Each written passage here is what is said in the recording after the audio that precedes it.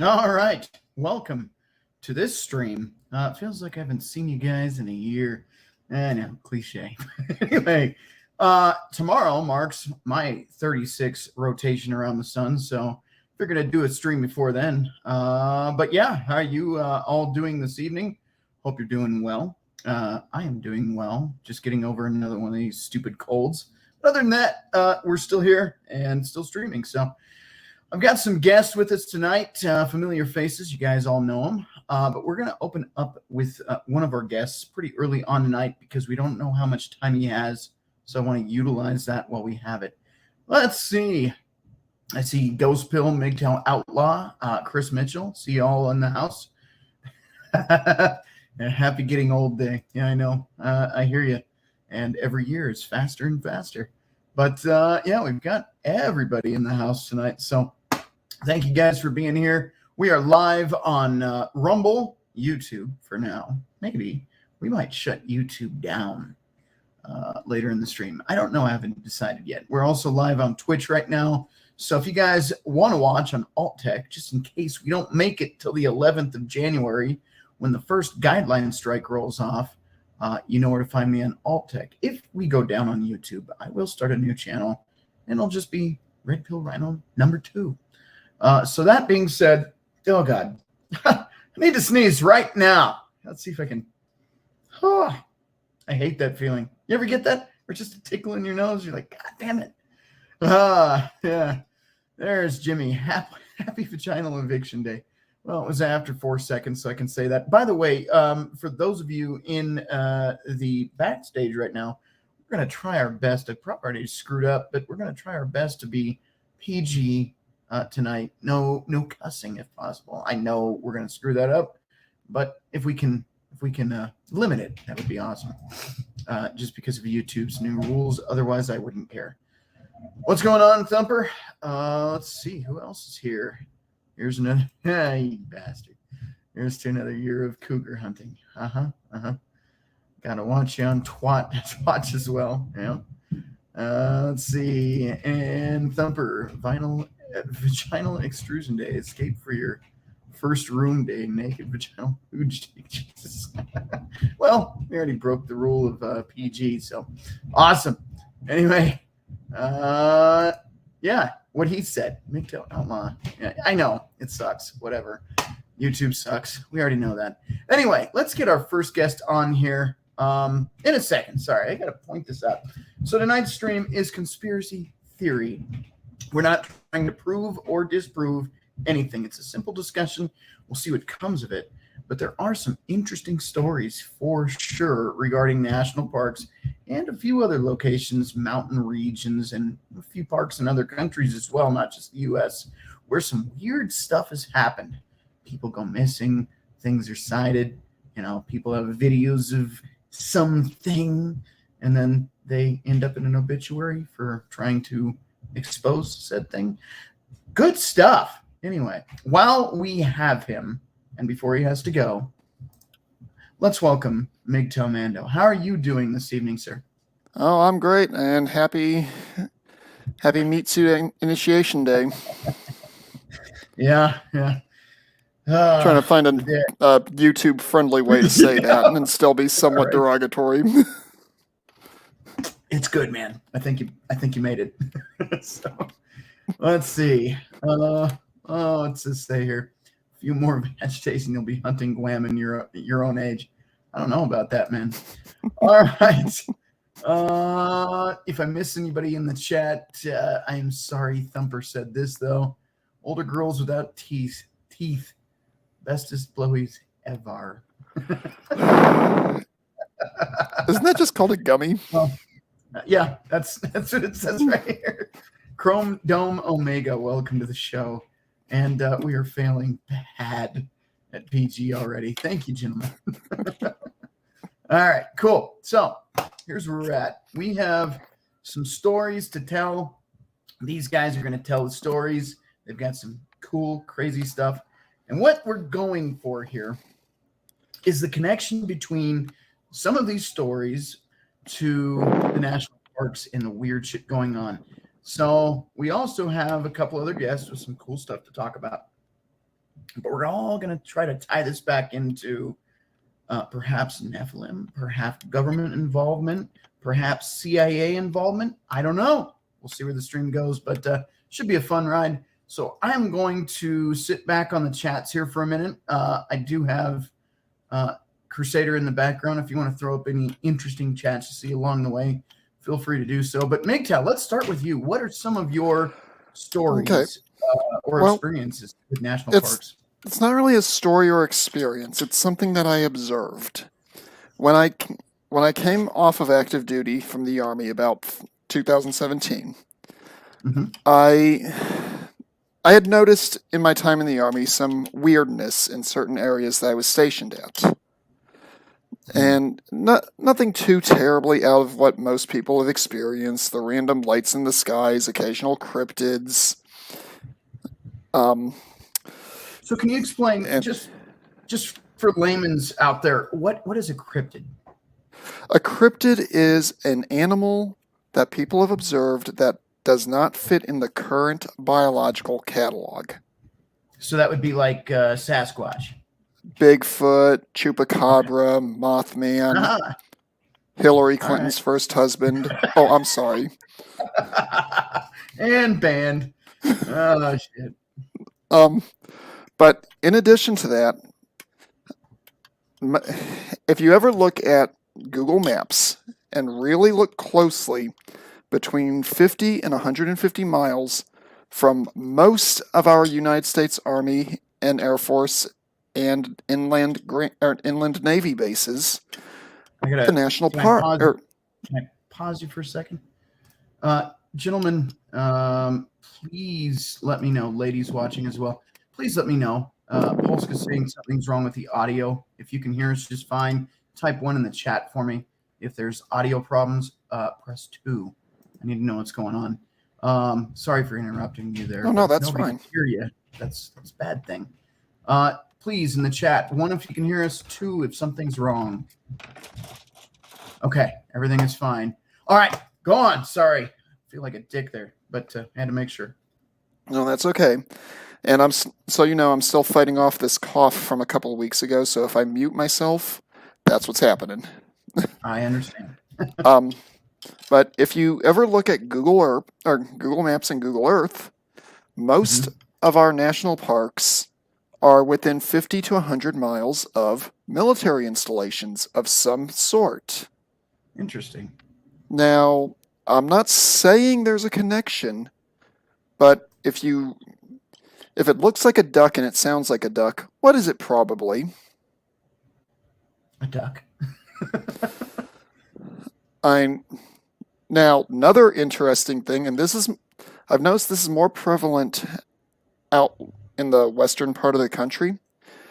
A lot of our national parks and national monuments are on sites that appear to be of very significant ritual importance to Native American tribes.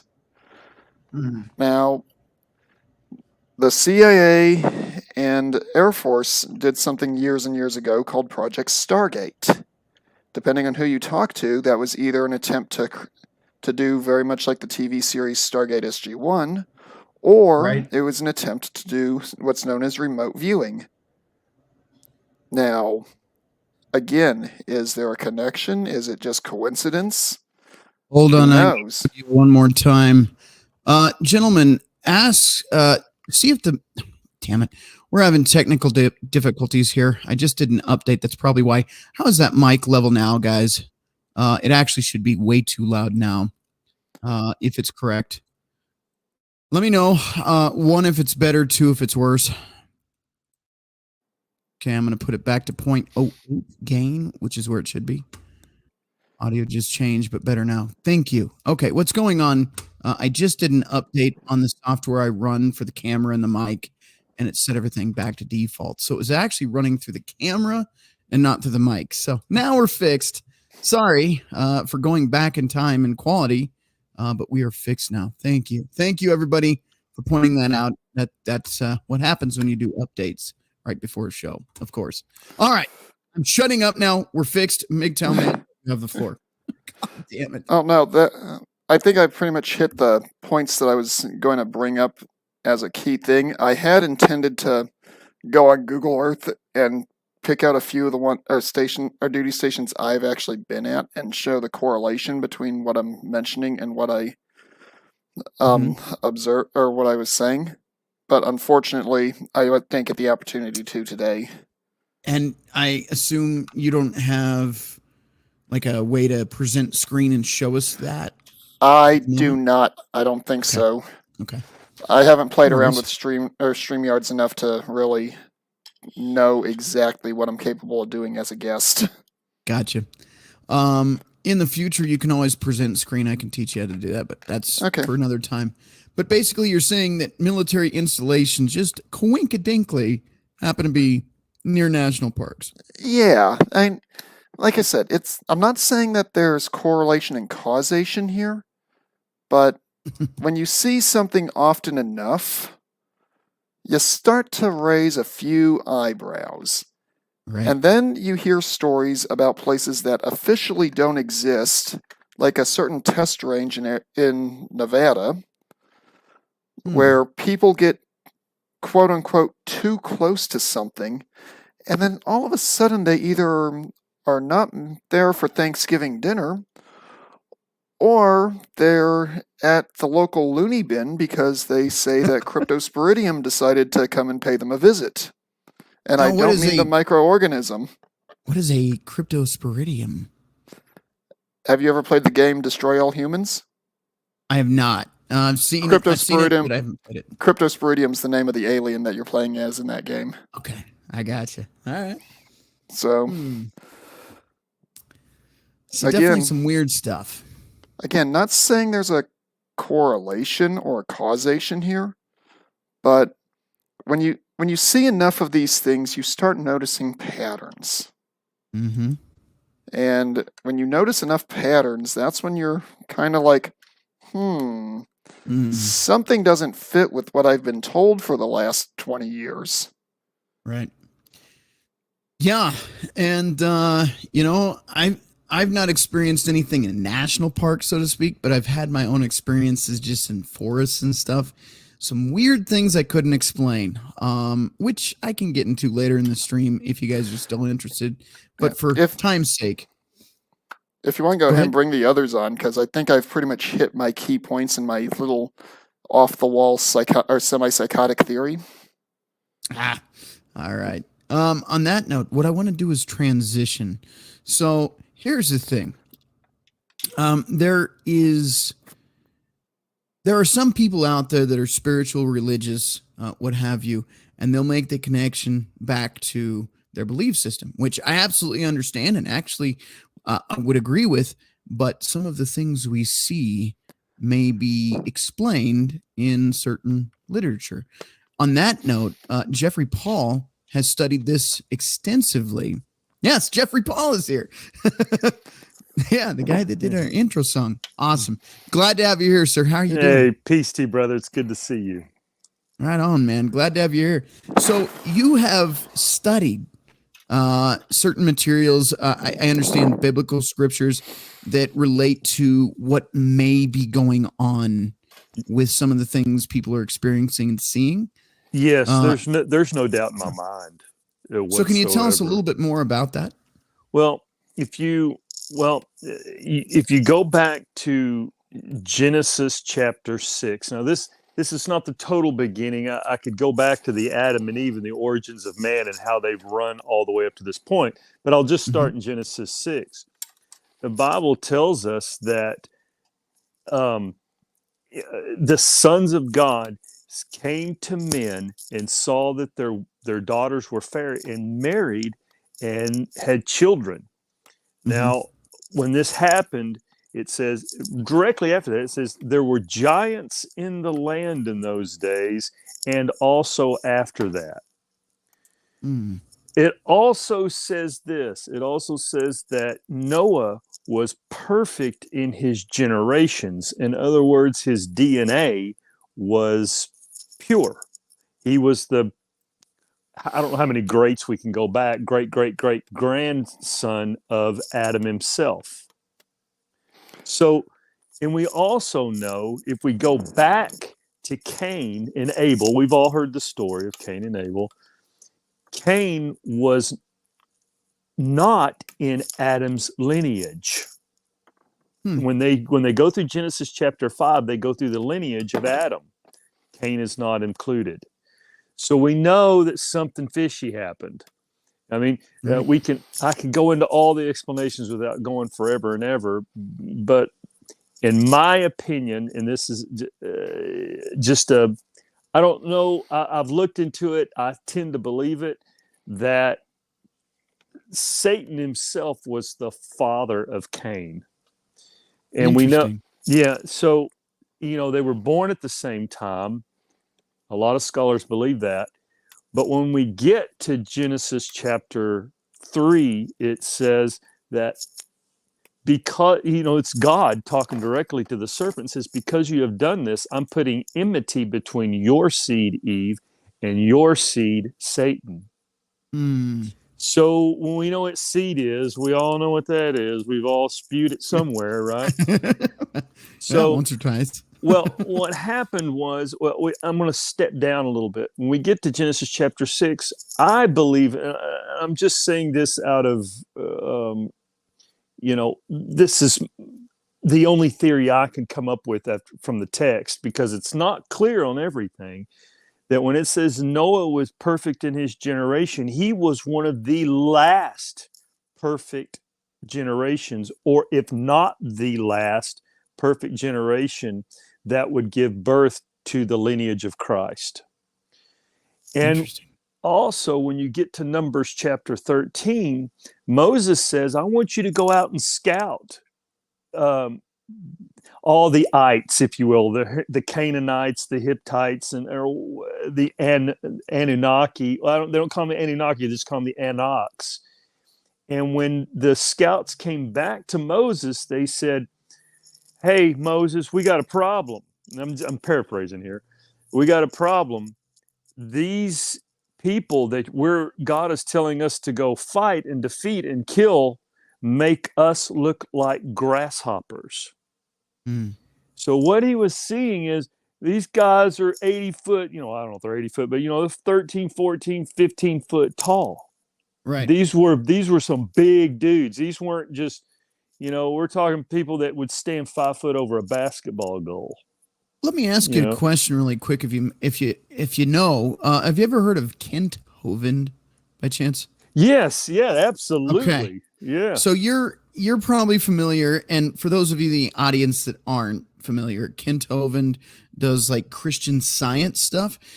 Very interesting. If you guys want to check him out, I'm sure you can still find his videos on YouTube. I still have like a burned now, CD keep of his in stuff. mind, Kent Hovind got sent to prison. Yeah, I remember that. For 10 years, they called it tax evasion.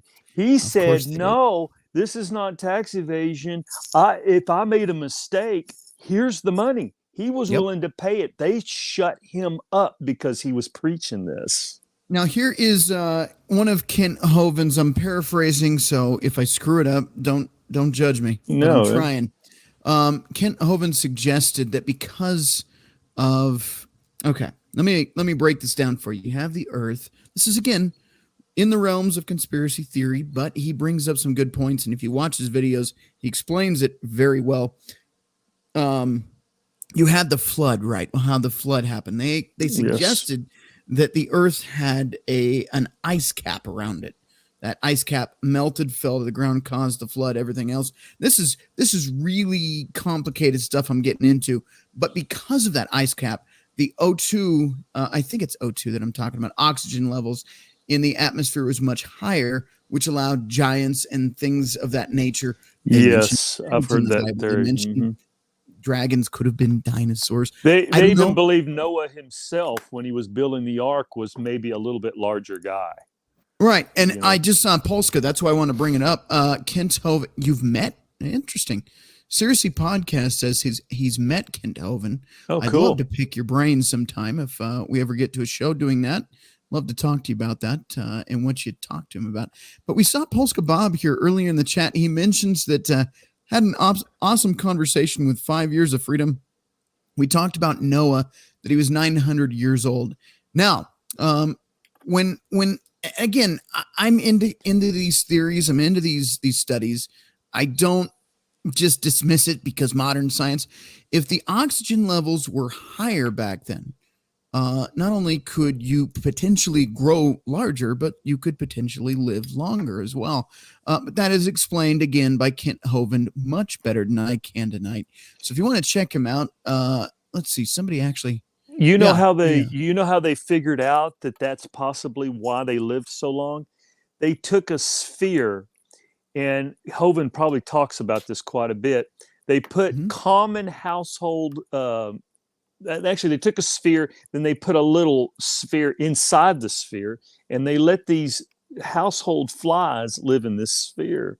And when they pressurized it with oxygen, and the flies lived 5 or 6 times longer than their normal lifespan on Earth. Yeah, their I normal want to say they're like lifespan, 2 by or the way, is 3% about bigger. 28 days.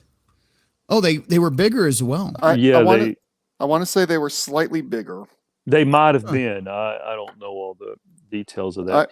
I do remember reading that study a few years back. It was Well, there you go. quite interesting. I don't want to keep these guys backstage. Jeffrey, I still have a lot of questions for you, and the floor is yours for this because you have. Well, I studied could go on for a long time on this. I read on this stuff Yes. for a couple of years because it was just so fascinating to me. It blew my doors what things I could tell you. The stuff that you're mentioning, you could tell us. I want to hear it. If you can blow some of our audience members' minds tonight, that is The truth is stranger than fiction. Let me tell you. now, Question gentlemen. for you, Jeffrey. Go ahead. Yeah. Have you read the works of Steve Quayle on this topic? Some Steve Quayle. Mostly, I read from a man called Zen Garcia. He covered a lot of this. I don't know if y'all have heard of him. He's a very interesting guy. But yes, I have. Quayle has basically the same belief as I do when it comes to that. He's pretty solid on it, or in whatever everybody has their own little theory and this kind of thing, but it's pretty close to the same belief. Yeah, another one you might consider looking at is Tom Horn. I don't know if he's still Never active heard in the of field, him. but I've actually read one of his books, Lost World of the Cloud Eaters. Huh. I'd have to look it up. Yeah.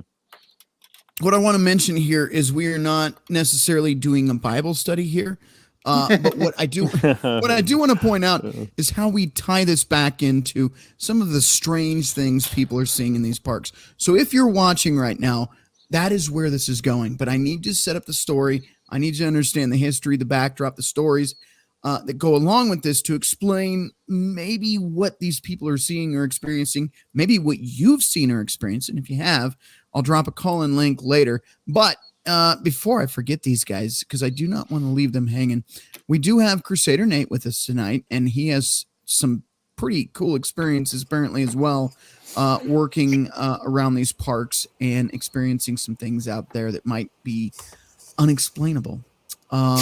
Or maybe explainable. I don't know. Crusader, how are you doing this evening? Oh, you know me, always living the dream. Another day and just, the usual. Always happy to be here. Don't focus on me. I'll just chime in when needed. And just scientifically speaking, the average atmospheric air you breathe in is around 20% oxygen. And Jeffrey Paul, when you mentioned the Anunnaki, that actually goes back to ancient Sumerian. They were seen as quote unquote the sky people. Anu was the supreme, the Zeus of the Sumerian culture, so to speak. So the Anunnaki were the people of Anu. So they were the ones seen as angels and or bringers of good or bad things. Sorry, 30-pound brain motherfucker right there. And that's funny you mentioned we call them the Anunnaki, and the Bible mentions the same, what I believe might be the same tribe, but he just calls them Anak. They just Unaki's off the end of it. Yeah. I don't know if that's the same giants that they were talking about or not. I really don't know. That I can't answer. It's been a while since I've read some of the Sumerian texts. Yes, I actually did go back and translate images of the clay tablets to English to be able to put it together, which was a nightmare, and has to be a labor of love. I'll tell you that. And the way that they describe some of the stuff in some of the ancient texts like that, even translating cuneiform and stuff like that, is really a challenge to do. But there are things that just don't add up. And if you take into consideration, if you were to take somebody, let's say, if you were to take a modern cell phone to an Amish community, to an Amish elder that has never seen a tablet or a smartphone, what are they going to think about that window in your pocket that can show pictures? They're going to want to burn you at the stake. How are they? Right. How are they going to explain that? I agree. Keep that in mind. Even if I would have seen that back when I was in high school and I saw what we have right now, I'd be like, "What? How does it?" Yeah, no kidding. And that wasn't that long ago. And I will admit I've run all around North America, in and out of national parks, in and out of state parks, up and down the Rockies, and all over into areas that probably haven't seen another person in close to a century. And I've seen some things that even I can't explain. The chat is also very interesting. Small world, man. LS420 Stoner. I've met Kent Hovind a few times. Can't say anything bad about him. He did treat me to some nice dinners a couple times. To be his age, he's quite active. Agreed. But that is crazy that you guys, I would have figured that would have been like somebody way off that you wouldn't have heard of. And here we have people who've met him in the chat. That is awesome. That is awesome. On that note, I don't want to leave anybody hanging. So we also have Jackal the Emperor here tonight. How are you doing, sir? I'm doing all right. I'm actually looking into the Sumerian text myself right now on another tab. Go. Yeah. All right. And you do have some background noise. If you have a noise filter, throw that on, or whatever fan you have running, just kick that off for me. But other than that, you're good. If you want a good read on the subject, some of his stuff is a load of bunk, in my opinion. Zechariah Sitchin wrote a series of really interesting books that focus in on the Sumerian tablets and their creation myths. Oh, man. The Sumerian creation myth, it took me 2.5 years to translate it. But I actually went back and looked at images of the text and translated it myself. You blow my mind every stream, man. God damn. I just read it all in English. Well, anytime somebody touches something and attempts to translate, you always lose a little bit in something. There's a bias. Yeah. So, that's like the Poetic Edda, for example, was written by Christian scholars, and there is a bias there where they may not quite properly have understood Norse text and put more of a Christian spin on it. So I understand that completely. Well, case in point, there are a few terms that are used regularly in modern and colloquial English. For example, the word sarcophagus. Not many people are aware that the word sarcophagus is an ancient Greek term, which translates to flesh eater, because they didn't have a way of explaining how decomposition happened in the tomb. And sarcophagus, those terms are used interchangeably. Another term that I'm hearing a lot of people use over the past 25 years is another ancient Greek term, which is apocalypse, which, if you look at the actual translation of that word, it means an unveiling in ancient Greek. So not an end, but more of a reveal. Right. That's interesting. And you use the word sarcophagus, and I don't know if that was describing the giants, but these giants were cannibalistic. Yes. They were very big meat eaters, and they were into rooting, which meant in drug abuse. They were into makeup, ironworks. They did all these things. And a lot of people even believe they taught mankind to do some of this stuff. Okay, so let's rewind. Let's rewind a little bit. I'm going to actually. Here we go. You are back, sir. Full front and center. So let's rewind, because my brain's already going, what the fuck? How? What? Okay. So let's talk about the giants and where are their origins in the stories? Where do they come from? What are they? Who are they? Well, the origins were from the Son of God. That's what the Bible says in Genesis chapter 6.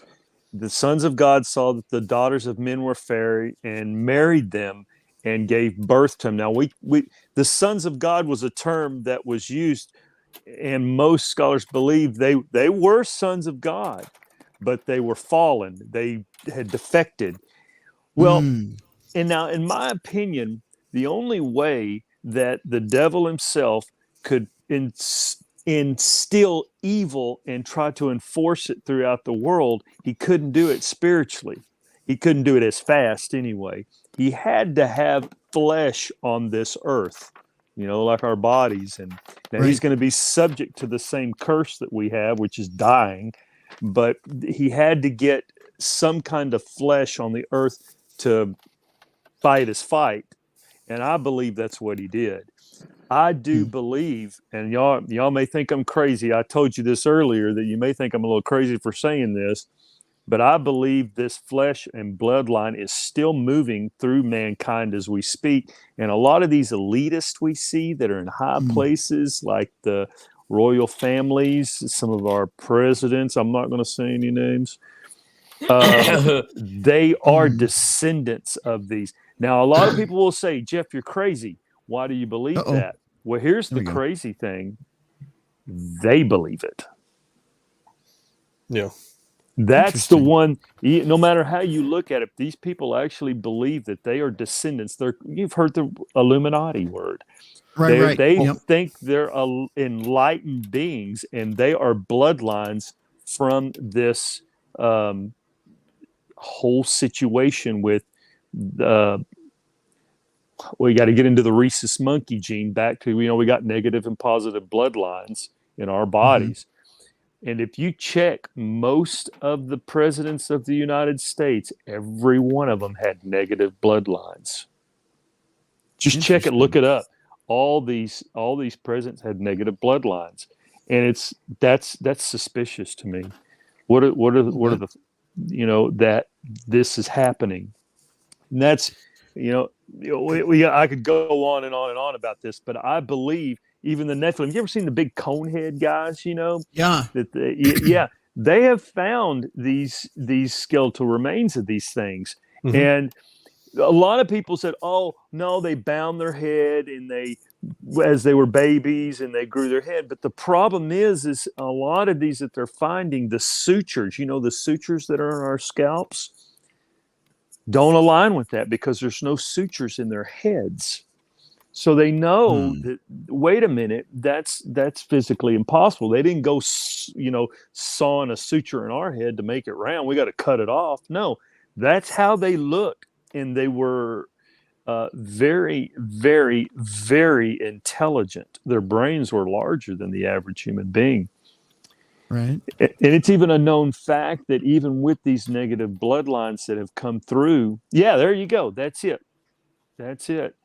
And we know that these people, these were hybrid, what I would call a hybrid mix between the sons of God and human beings. They're not full perfect generation like Noah was. Right. And the whole story goes, I'm not going to try to get too biblical with you here, but if Noah would have died in that flood, Jesus Christ could not have been born because it would have been an imperfect generation. And God had to have that perfect generation of that bloodline up to Christ himself. LS420 mentioned you here at Jeffrey Paul. I'm more into the ancient astronaut camp. I'm not much of a big supernatural believer, but I can see Nephilim being some sort of alien biologically engineered soldiers, for a lack of words. So that's his take on it. Which fair assessment. Hey, we all got them, right? Yeah. Now, see, this is where I want to ask. I don't know if you would know, Crusader, but you shock me every time. How would you relate this to Jotunheim in Norse mythology? If you don't know, we'll table it, but I am curious. You have to refresh my memory on that. The Most of my Jotuns knowledge were ice giants in Norse mythology, often seen as There we the direct opposition to Odin, Thor, and the rest of the Asgardian gods.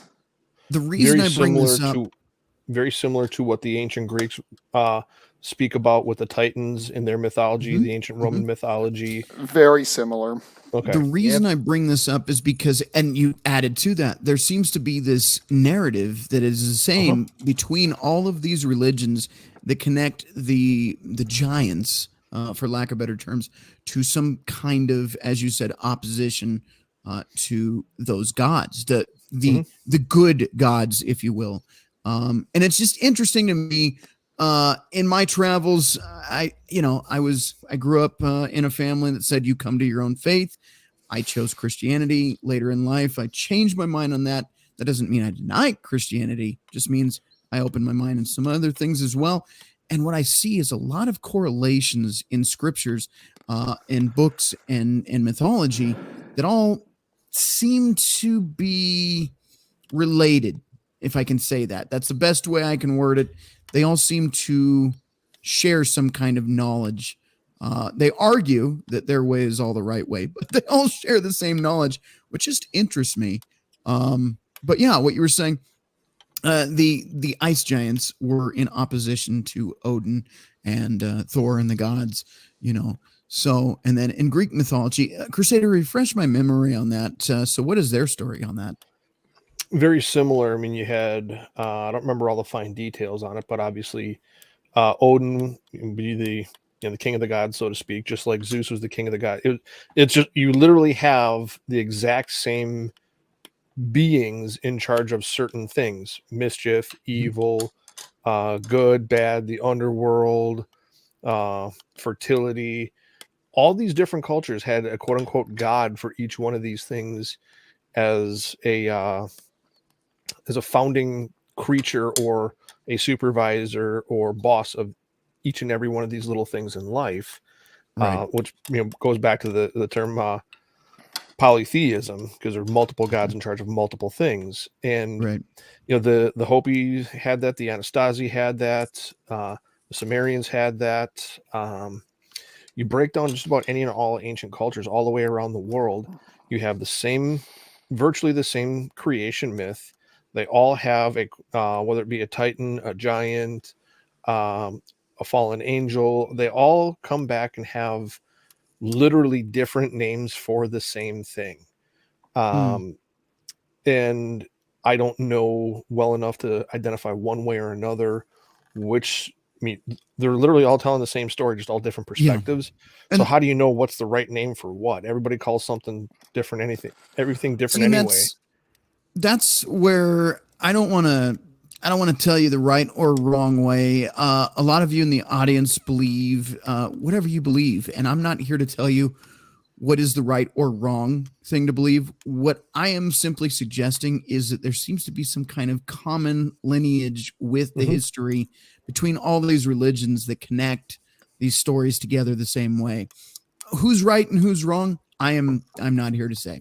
When it comes to this subject, to me, all it tells me is whether it's a Christian point of view, which is where I go. I mean, I'm a firm believer in Christ. We go back and we trace all this back, no matter what language. We know one thing's for sure: this happened. Yes, this happened. You cannot convince me that giants didn't walk this land. No, you can't convince me. And they're even finding fossil remains of it. It's just pretty obvious. Well, that's the thing. Of all these the religions, mythology, whatever you want to call them, because obviously the Norse mythology, but all of them say the same thing. You're absolutely right. They all said this happened. This isn't some. This happened. And there's some people. There's even modernists in pagan communities that say these are just stories. They don't really mean that happened.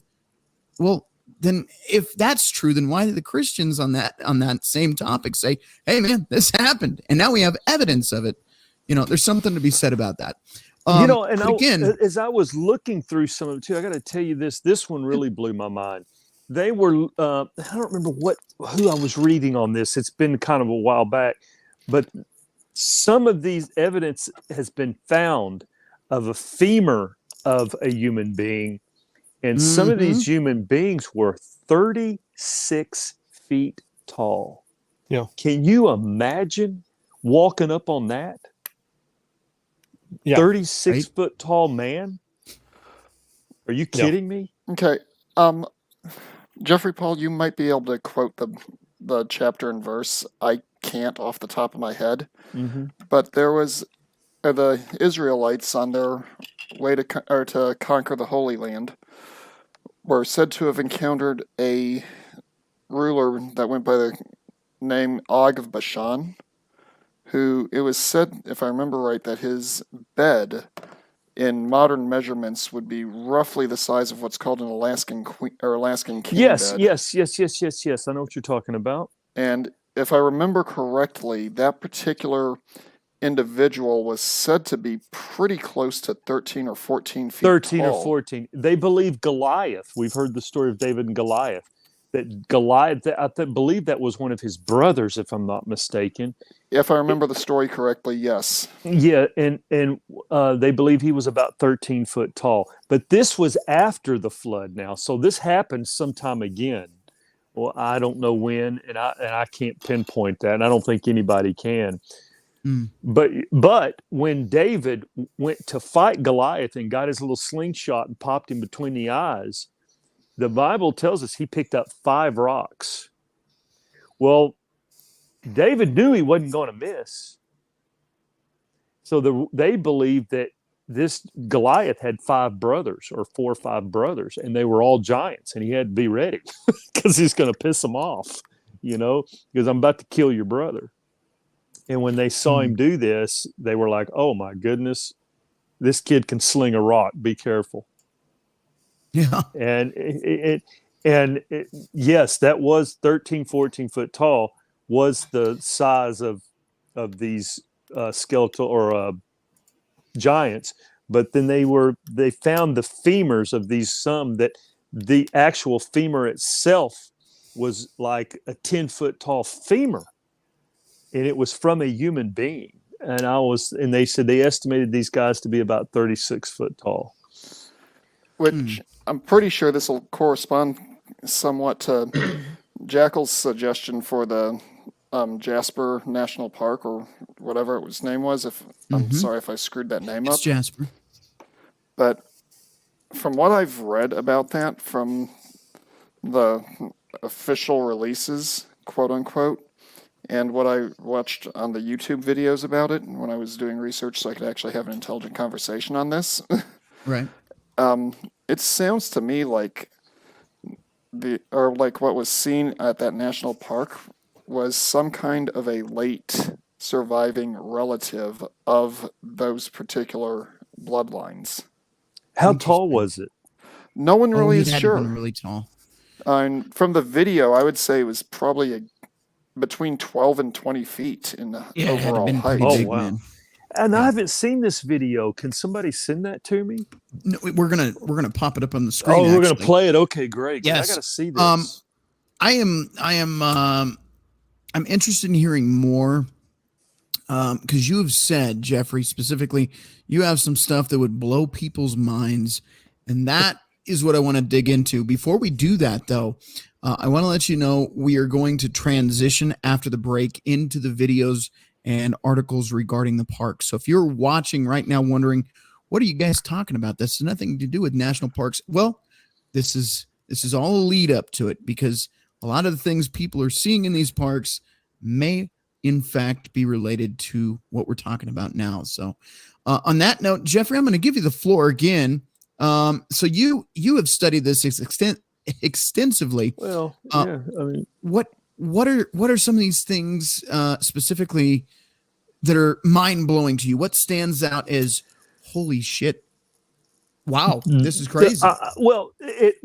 It really goes when we start generation after generation after generation, whatever these sons of God or whatever happened to the DNA, they were able to shrink themselves, if you will, if that's the only thing I can come up with, into the our sizes.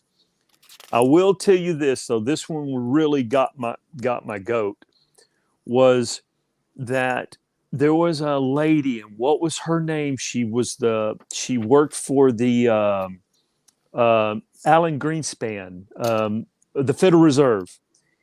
And she says that there are people working in that Federal Reserve that when you see them, their heads are not exactly normal. They're a little bit larger. And she says they are not of this typical humankind makeup, if you will. Mm-hmm. And she has said this on numerous occasions. She was all over the internet, and she says these people were bred from these bloodlines, and they're Nephilim people. We don't see them. They don't come out in public. They stay behind closed doors, if you will. How they do it, I don't know. I mean, you would think one of these guys would walk out and you'd go, what in the heck is that, right? But she says they don't. And she says they are evil as the day is long. And they are running our financial systems, the shadow government, if you will. And this is what she claims. And I've seen her talking to some very strong spiritual leaders about this. All of a sudden, she disappeared. I don't know what happened to her. I don't know if she passed away.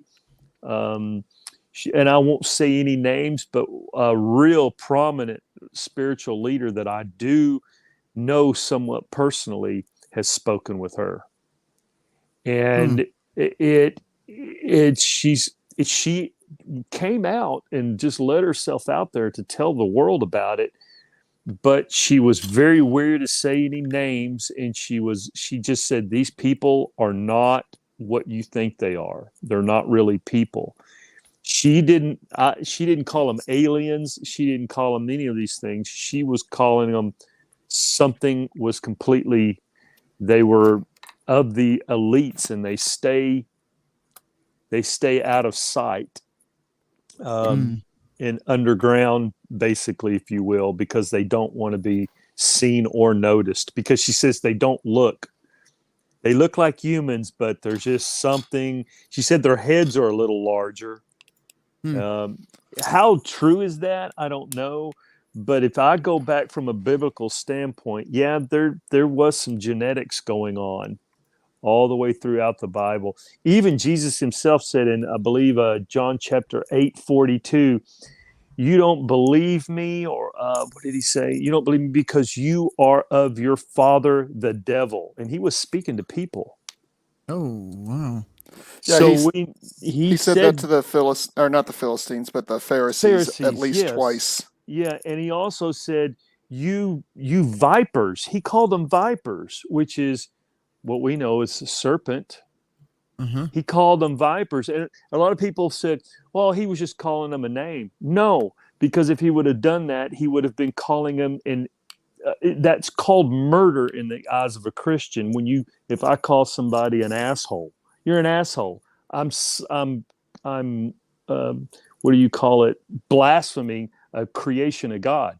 No, Jesus was calling them what they were. Yeah. Vipers, and said, you of your father the devil, or you would believe me.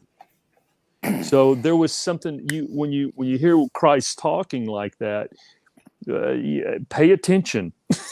Because to me that was very astounding. So something was going on. Also in the Bible it said that as it was in the days of Noah, so will it be in the final days that we're living in. Well, this stuff is starting to pop up. Have you noticed that? The same days are starting. So we know these things existed. We know these giants existed. We know these Nephilims existed. We know these negative blood types exist. And they are walking around us. And I think that I believe the powers that be that are doing these genetic altercations, if you will, are just getting good at it, where we can't tell the difference anymore. What I'm noticing, and this is not related to national parks, but it feels like their narrative is starting to fall apart. Like they're struggling to keep God damn it, keep people in line, and asleep, if you will, keep them in the matrix, and people are just kind of automatically turning on like, this doesn't make sense. They're not even paying attention. They're too busy. They're too busy trying to eat. They're too busy trying to work. They're too busy watching YouTube. They're too busy watching TV. They're too busy with sports. They're too busy with, whatever it may be. Yeah, but so they're not even paying attention anymore. But you are seeing a lot of people wake up. They're just, hey man, this system isn't right. Something's wrong here, and you're seeing a lot more unusual sightings and things as well. Absolutely. MGTOW, Mando, what were you going to say there? Well, I was going to point out that's in part because of the last 2 to 3 years, certain events that will get you kicked if I openly mention them. A lot of people, and Terrence Pop has said this, Joker has said this, SSM has said this, that if you don't let the people who just want to be left alone, they're eventually going to start waking up. Yep. And they're going to start asking what's going on. Mm-hmm. And we are seeing that happen not just here in the United States, but all over the planet. All over the planet. You're right. Oh, nobody trusts the narrative anymore. None of it makes sense. And they were openly, and without, I don't want to break any rules, so we got to watch what we're saying here, but we know without a doubt now that there's studies, not these science, but actual science. There's studies that just disprove most of the things they told us the last 2 years. And people are noticing this. Like, what's the furthest I can stretch this? There are people playing certain sports that have been hit over and over and over again through decades. I wouldn't go any further on that. Yeah, you're getting a little. I'm gonna say this and then I'm gonna let it go. All of a sudden that changed.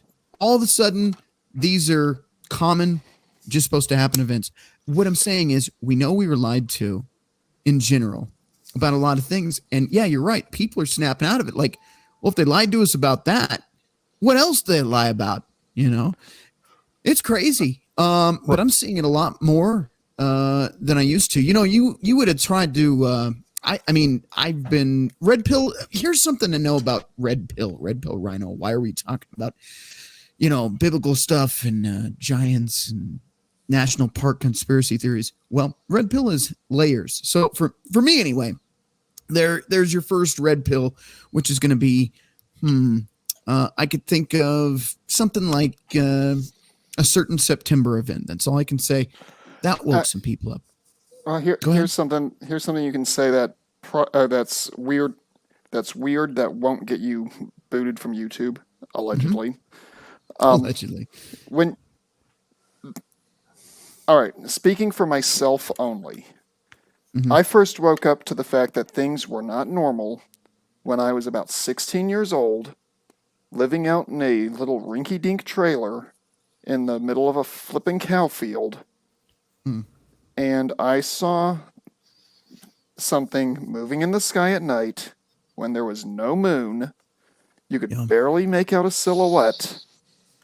And because my grandfather was Air Force, and he taught me basically how you could identify an aircraft by its engine sound when it's in flight, and I noticed no sound.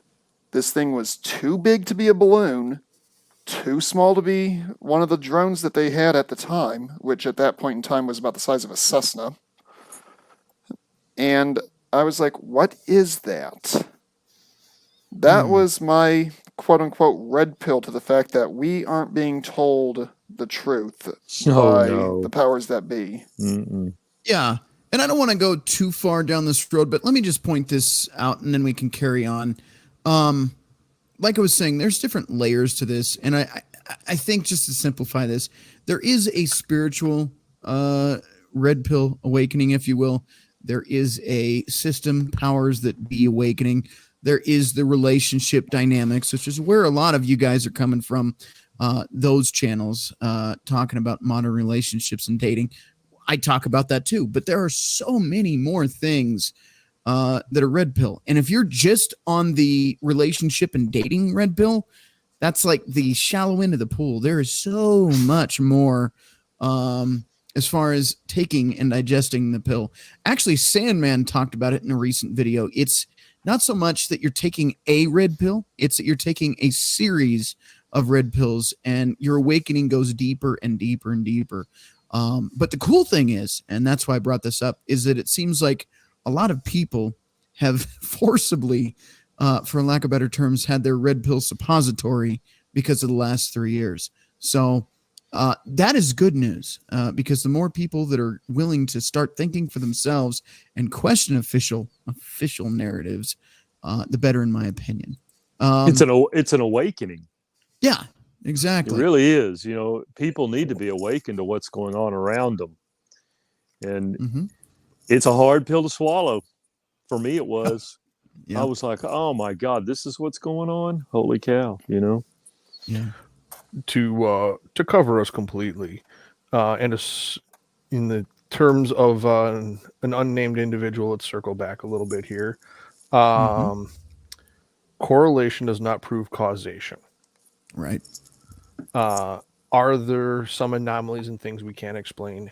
Yes. If you go back about half hour ago or so, we talked about an awakening. I'm just saying that there's a correlation there, but I'm not saying this may be it or this may not be it. But there is enough to wonder about and to be suspicious of. But yeah, everything you guys have said, it's just because there's correlation, that does not prove causation of anything discussed here so far. And can I take a little bit of a dive into the little slightly deeper end in things? Yeah. All right. Go, boy. About 11 years ago, remember everybody was all freaking about the Mayan calendar, December 21st, 2012. The world's going to end, blah, blah, blah, blah, blah. If you ever looked at the Mayan calendar, it's actually circle. So it doesn't actually officially end. It just goes back to a new beginning. It goes to a new unveiling of the next cycle. So that all happened in 2012, 10 years ago. If you look at when all the craziness and everything else has started, allegedly all around 2010, 2012, when all the crazy stuff, when the quote unquote awakening was happening in different groups and different societies and different groups of people. And it's just only snowballing and getting bigger and bigger over the past 10 years, allegedly. I will agree with you 100% on that. It feels, you sound like I'm in therapy. It feels like, but it does. It feels like terrible. But since 2012, here's your baseline. Do you remember the world, everybody watching? Do you remember the world prior to 2012? Back in the early days of, I don't know, cell phones, you had the Razor, you had MySpace, Facebook was in its infancy. And just the way the world operated, I felt like you still went outside, you still did things, you still talked to people. Oh my God, what a concept. And then somewhere around 2012, like Nate was saying, all of a sudden the world just changed. If you can remember that baseline, just how things just got substantially different. There's something to be said about that it feels like, again, I'm saying feel, but it does feel. Oh my God. Where's my pen? I got to do the click it. How does that make you feel? I need a button for that. Yeah. Rhino, that happened, I'm a lot older than most of y'all here, I think. And that happened in the 80s to the 90s also. There was a big major drop in, I guess, the whole planet's aura, if you will. Everything when it got into the 90s got very depressing. The whole world seemed to slow grunge down. Yeah, that's kind of an example of it. The great Chinese philosopher, what was his name, says, if you want to see a society, society's mood or spiritual awakening, listen to their music. And it was the same thing. But all through the 90s, to me, were a very depraved decade. Yeah. On that note, what does modern music tell us about society, or dare I ask the question? what their moods are, because music, puts moods in how people are feeling. It's an art form of sound, right? So when everybody's real depressed, they play Nirvana. You know what I'm saying? It's the only way I can describe it. Well, I would say currently we have an art form of depravity in music, but that's here nor there. I was going to say the music we have today is probably the soundtrack for Sodom and Gomorrah, but yes, yeah, absolutely, absolutely. Sodom and Gomorrah definitely agree with 2.0.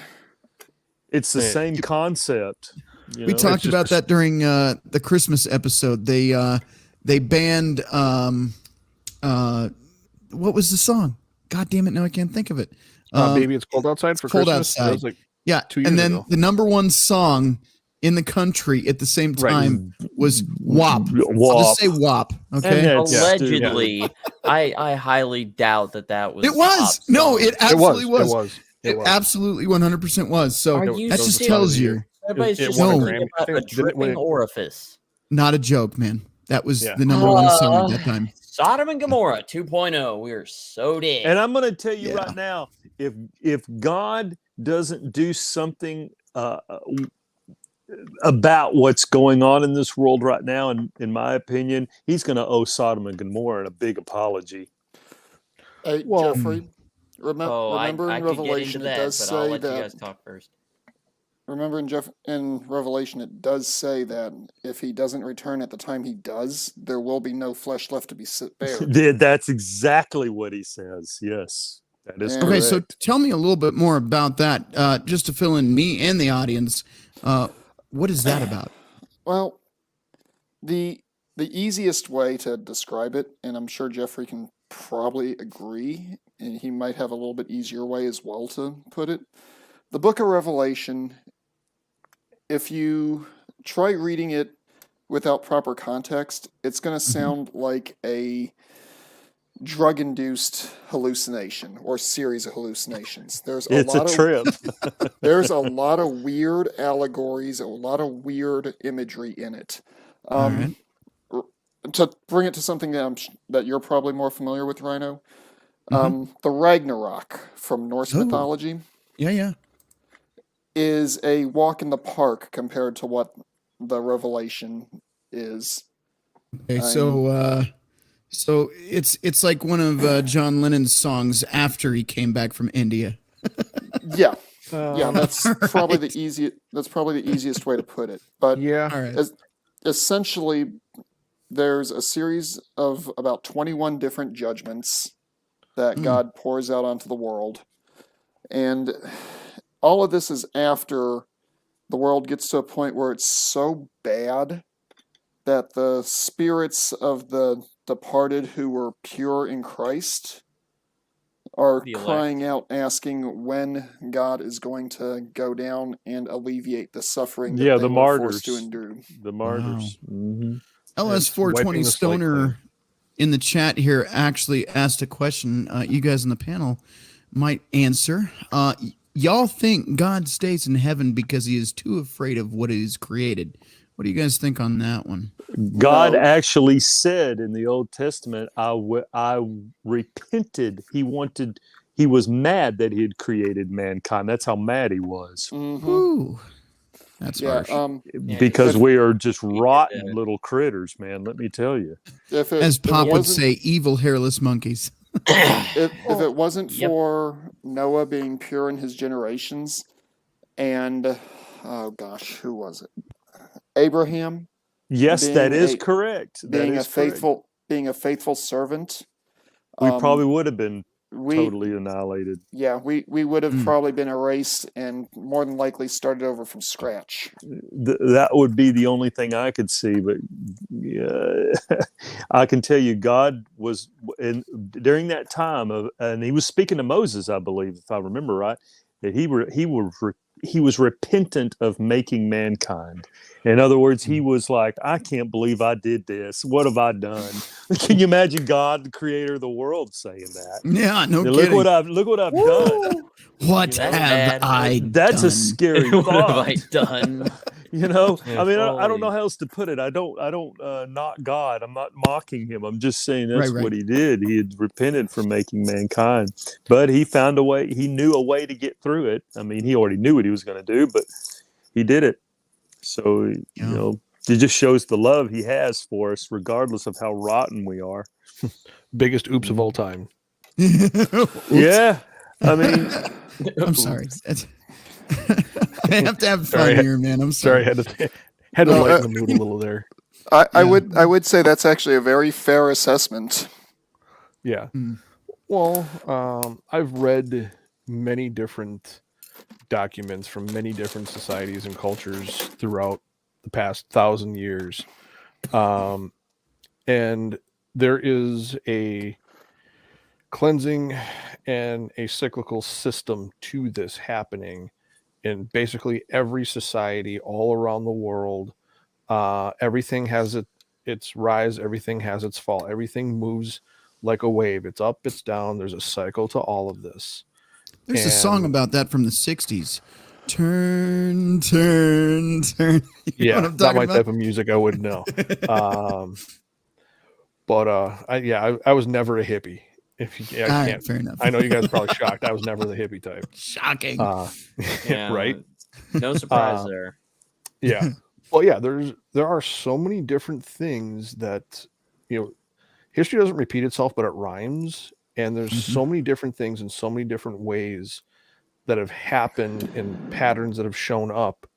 But we're kind of like cockroaches. We're pretty resilient. I mean, we figure out how to adapt. Yeah. There have been, Yeah. if I remember correctly, there have been 7 different genetic bottleneckings throughout human history. And That we we found know of. that we're aware of scientifically.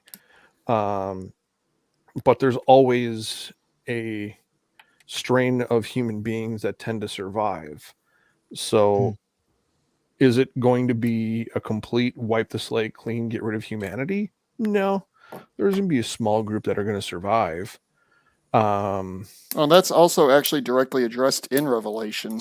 yeah, the millennial reign. Yeah. That's what Okay. he's talking Okay. about. Hopefully Here's it's where not we're the going to go millennials, here. though. Hang on. All right. We probably need to get back on track. We're supposed to be talking We're about not- giants here, aren't We we? are not too far off in the weeds. I promise. There is a point to all this, gentlemen, ladies watching. And if I'm leaving you on the edge of your seats, like, when the fuck are we going to talk about parks? Let's get to the point. We're actually well on our way. We're just establishing this, but I want to hear one more thing before we go to break and then get into parks. Promise. Millennial reign. Is it what millennials have done to this country, or No. what is millennial reign? No, the opposite of that. I know, but let's talk about that. That's after God and Christ put their kingdom on earth, and there will be 1,000-year reign, where even the Bible says that lifespans will extend for very long periods of time. It'll be very unheard of for a human being to die. A lot of people believe we'll live another 500 years. That people Wow. that are left over, and then after the 1,000-year millennial reign is over, Satan is loosed again. So we know that there's more people on planet Earth at that time to be tempted. And then they're going to seal his doom and cut his throat and throw him in the pit. And he's Well, done. hold on. See, maybe I'm mistaken in my understanding because there's the.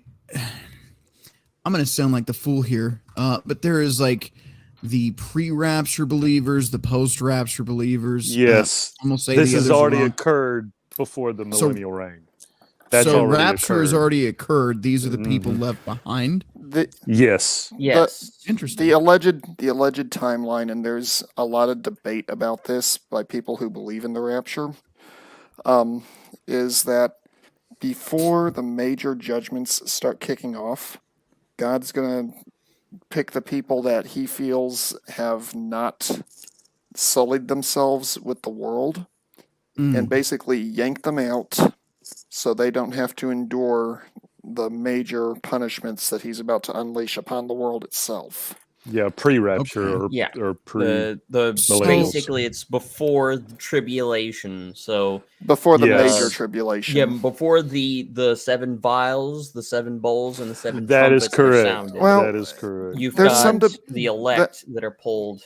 That's why I away say from there's the fire. some debate on the timing on that, because there are some people who say that the initial judgments will occur before the rapture, and then there are some who say that it'll occur after. Well, Yeah, you know, there's some you're on the right track, Mando. It's pre-rapture or rapture 7 Pre-tribulation years, rapture, mid-tribulation 3.5 years, and then or post. In other words, it doesn't happen till the last minute. We have to go through that. So let me ask you run. this. As far as those that get taken out before, we're just talking theory, obviously, because there's differing opinions. What would you have to do to qualify for pre-rapture being, lifted up, taken out, and you don't have to deal with the bullshit that's about to happen? Turn be from saved. the What are world the, and follow Him. Be born again. Mhm. Yeah, That's you it. have to be saved and accept Christ as your Savior. That is it. And repent. That's And what it repent, says. of course, and try to do your best to live in a Christ-like manner. Mhm. Yeah, So- that's the basic definition. I gotta ask, and this is I'm genuinely just picking your brains here, gentlemen.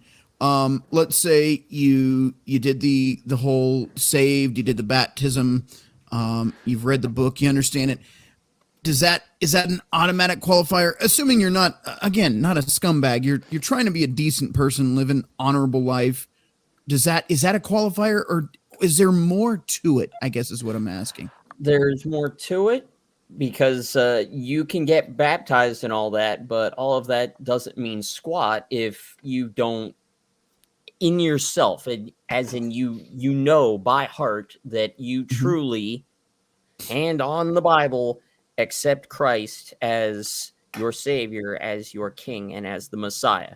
That is a major difference between Christians and Jews. The Jews are still looking for the Messiah. They rejected That's correct. Mm-hmm. Christians accepted Christ as the Messiah, as God in the flesh, and as the Savior, the last sacrificial lamb. I'm gonna throw you a really weird curveball. Let's see if I swing and hit it. What if you have accepted Christ as the Savior, but you, let's just say, I'll use myself as an example because I'm curious, but you stray away and you look at some of the past gods and you associate with them, but you still accept Christ. How does that play out? God says He says, if you are lukewarm, I will spew you out of my mouth. Yeah. God does not accept fence sitters. You are either all in or all out. You're either all in or all out. That's the way. So in that case, don't be a Tim Pool when the time comes. I knew somebody was going to make that joke. I was waiting for it. And the thing is, that joke isn't too terribly far from the mark. No, and a lot of I'm trying to think, what is the daggone word? A saying, basically, with a realistic and logical backing to the saying. But anyways, my vocabulary sucks. Those sayings have meaning behind them, which is why it sticks around, because it can be applied to many things and it will make logical sense. So being a fence sitter is you flip-flop around with your opinion. Basically, you are never set in stone with your beliefs, your constitution. And I'm not talking about ones for countries. I'm talking about as a individual. And basically, it just means you change your opinion and your stances, like women change clothes, and you just basically roll with the trends. The Bible talks about that exact subject you're talking about right now, Jackal. It's called being double-minded. Yes, this you're is double-minded. We're going to be talking about national parks here, but I'm so intrigued. Chat, if you agree with me, these guys are just like really rolling with the punches with these topics. Like, good stuff. Jeffrey, what in chat, please let me know, but I'm going to let Jeffrey go on this one. What is this specific topic? I want to hear about this. Well, I'm sorry. What are you asking? As far me? as you were saying, there's an exact thing in the scripture regarding essentially fence sitters, people who are not all in. Lord says that if you're half-hearted, it's called being lukewarm. It's in Revelation, as a matter of fact. You're being lukewarm. Basically you're making God sick at his stomach. That's the way I always like to look at it. And he says, I will spew you out of my mouth. Now, at the Bema Seat judgment, you will not be judged for your sin if you are a Christian, but you're only going to be judged for what you have done for him as a Christian. And it's going to be just like the Olympics. Believe it or not, it's going to be, look what so-and-so did, and God's going to show everyone and everybody that this man walked with me. There's 5 crowns: the salvation crown, crown of life. You'll be given crowns on your head. Now, I will tell you, there's also another judgment called what is it called? The Great White Throne. The Great White Throne. Thank you. And the Great White Throne judgment, and you do not want to be there. I can promise you. Judgment itself is going to be no fun.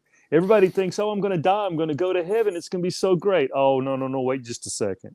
No, you're going to have to kneel first, and you're going to have to go through this, and it's not going to be fun. I don't believe that at all. It's going to be a very hard day. And I even got to straighten myself out. Good Lord, help me. Because it's not going to be a day that it's going to hurt. It's going to hurt a lot of people. It's going to hurt even Christians.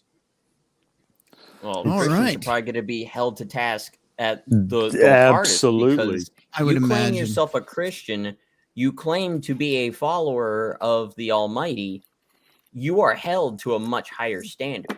Because by him, absolutely. By him, because if you claim yourself to be one of his kin, you are going to be held to task, meaning you will be required to meet this standard, and this standard, whereas just a sinner who is ignorant of the truth, not as in you are knowledgeable of the truth, but you choose to reject it. Those are two completely different things. And the Bible says that exact thing again. He says that it was better that you didn't know me at all than to come to me and then turn your back on me. Because then you have a genuine excuse. I didn't know, so you won't have the book thrown at you when you come before the man to be judged. I'm going to tell you right now, and let me tell you something. The Bible says every knee shall bow and every tongue confess. And when we know that Christ was on the Mount of Transfiguration, and who was sitting there? John and Peter were there, I believe, if I remember right. That sounds about right. Yeah, when he came down, a voice from heaven came down and said, "This is my beloved Son, who I am well pleased." They got on their knees and said, "Okay, no." A lot of Christians will say this. Oh, they got on their knees and started praying to God. No, bull malarkey. Those guys were forced to their face. They couldn't handle it. It was a shoving. They heard his voice and they collapsed. It was basically kind of like the I'm trying to think, what was the tabernacle? And when you're in the Holy of Holies, you could not gaze upon him because you would die, because Christ's holiness and righteousness would be too pure for the human eye. It'll kill you. If we were to go in front of God right now in our fleshly bodies, we would disintegrate. Yeah, you would disintegrate because you are just too... And this happened to Moses. Moses was up on the mountain with him, and he says, God said, I'll show you my back. Gentlemen, I'm going to interject here really quick. We are at the 1 hour and 26 minute mark. What I'm going to do is shift we're not gears. talking about giants. No. Yeah, where have we gone? We are having Sunday school here. Nothing wrong with that. There's a lot of knowledge. But I have noticed in the chat a couple people are like, where are the parks? Where are the parks? So we're going to get there. Yeah, we probably should try to rein this back to the initial topic, because we could easily turn this into a Bible study. I want to let you guys know that are watching the show, so thank you for watching to this point. All of this ties in to the second half, which we're going to talk about the parks. No, it does. It absolutely does. And I'll explain that to you when you get there. But we're going to take a short break, and we will see you on the other side. So if you need to empty your bladder, fill your beers, this is the time to do so. I will see you on the other side. Gentlemen, I do see another gentleman backstage. We will add him in for the second half as well. Stay tuned. Thank you for watching so much. If you're enjoying this content, please consider donating. Links are in the description below. There's a Cash App link and a PayPal link. There's also merch if you want to buy any Jimmy Bones beer koozies or hoodies, hats, whatever there is. But on that note, we're going to go to break. So we will see you in just a few minutes. Thank you again for watching. And it's been quite a ride so far. A lot deeper than I thought we were going to go. So, Rhino, I did put a question in the private chat that you might want to take a look at beforehand, so to determine if we want to address that, because it does kind of tie into part of what I mentioned earlier at the beginning. Okay.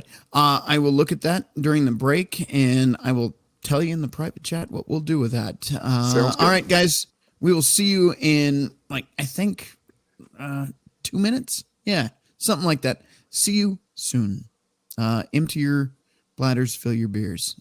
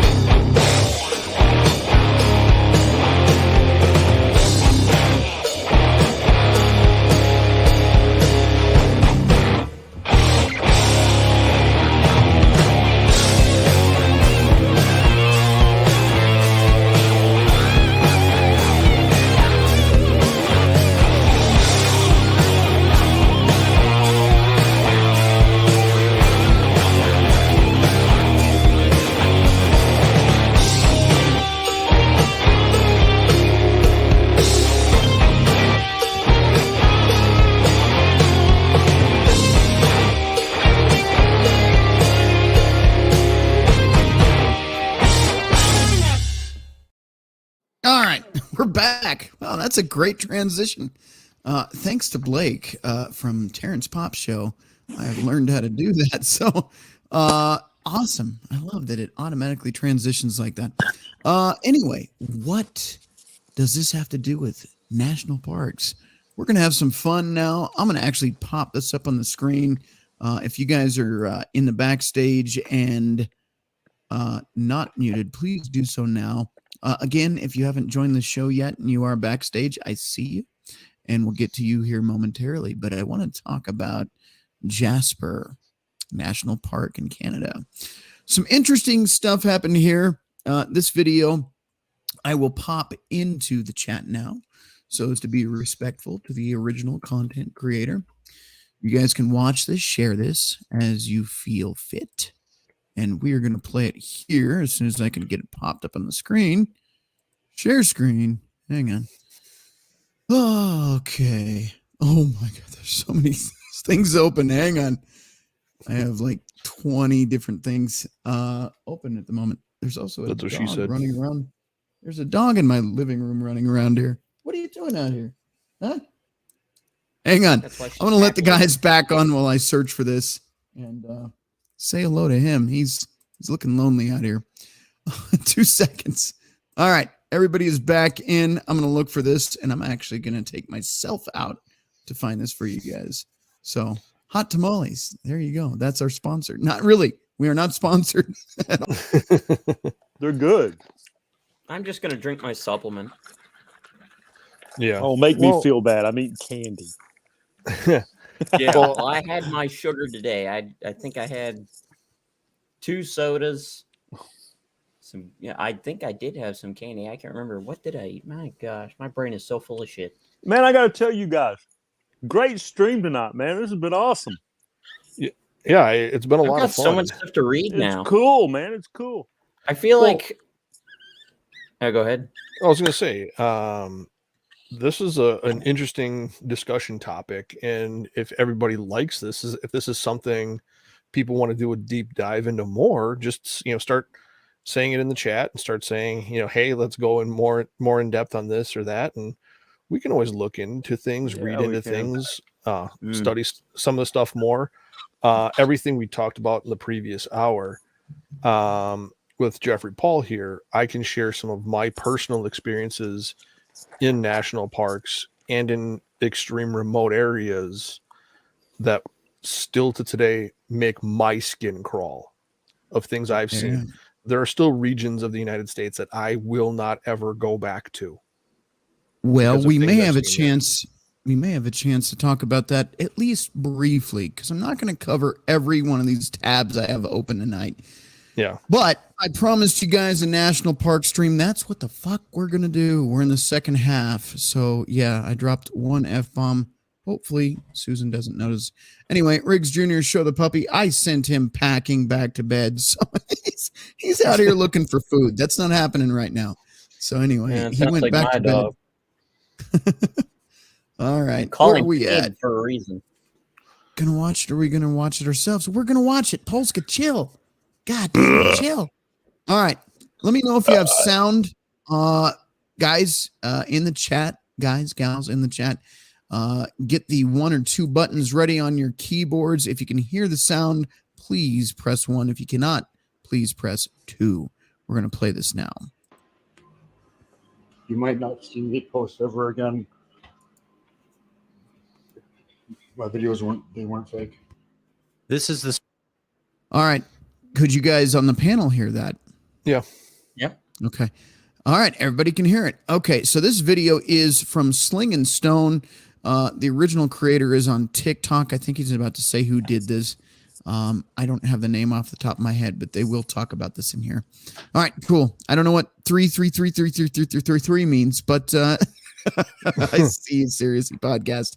All right, here we go. A strange story of Andrew Dawson under the TikTok handle Andy Capped, who claimed on his TikTok channel to have filmed a giant on top of a mountain in the Jasper National Park in Alberta, Canada, and then documented a strange series of events trying to refilm the entity in the following months, leading up to some tragic events. Before I get into the story, I will put forth my reasoning for looking into these things.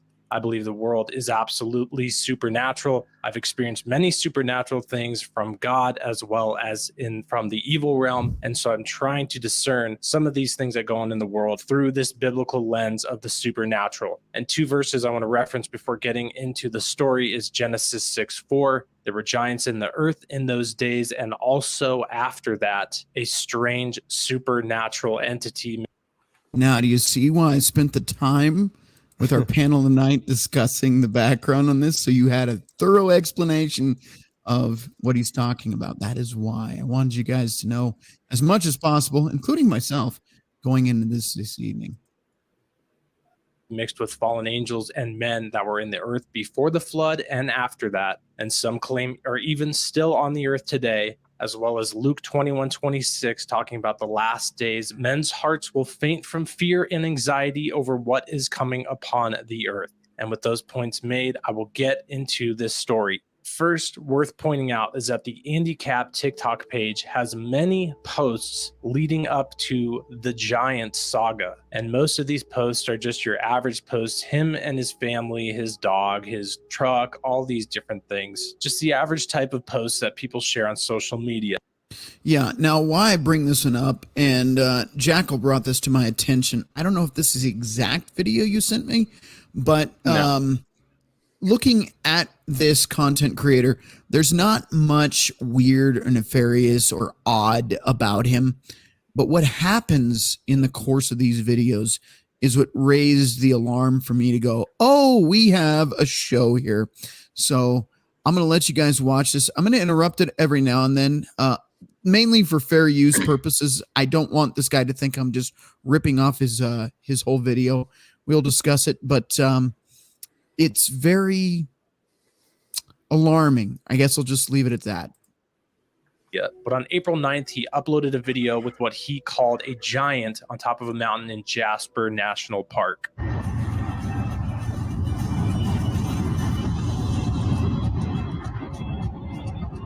What is it? All right, stop it right Now, there.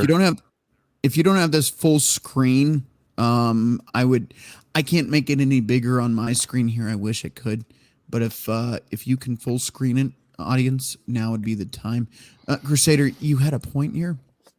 Yeah, I've spent close to a decade running up and down mountains like that in environments and situations like that. I'll tell you right now, if you look at that image on the left-hand side, that is almost a straight vertical up that mountaintop. I've actually stood on summits like that. If you were to look at rough guesstimation of distances, whatever that is standing up there is greater than 5 miles away from him. Whatever that is, it's greater than 10 feet in height. No, I'd say 13. No, Probably. you're some probably of you watch 30. some of you watching this really 30? quick, just to jump in. Great. Some of you watching this are going to say, well, Oh, 5 miles. Duh. Oh, When I'm- yeah, that's got to be 30. what I'm seeing here doesn't prove anything. And you're right. You are There's absolutely something there. right. If you're skeptical, I understand. But here's the thing. That image, something on the wing. If you know the reference, say it in the chat. Anyway, this thing right here is not there later. Odd. Because my first thought was I used to live further south in Colorado, and we had antennas on the mountains. And I was like, well, maybe that's just some kind of tower. But it disappears. Antennas and towers don't disappear overnight. And That's later on rugged in that, That's rugged terrain to get up to. Yeah. Right. Hopefully I didn't interrupt anybody. MGTOW, were you? I was going to say later on in that clip, you see, or there is something that is very much. I think I watched this same video yesterday or the day before, and this later on in it, there is something that is definitely mechanical that I'm reasonably certain I've seen before, but I'm not going to say on an open chat what I think it is. Yeah. Well, I'm curious as to why you're reserved about that. Because he doesn't want to end up like that guy. Mil-spec. All right. He doesn't want to getting Epstein. Got it. So, shh. All right. I'm going to press play then. No, seriously, pull over, pull over.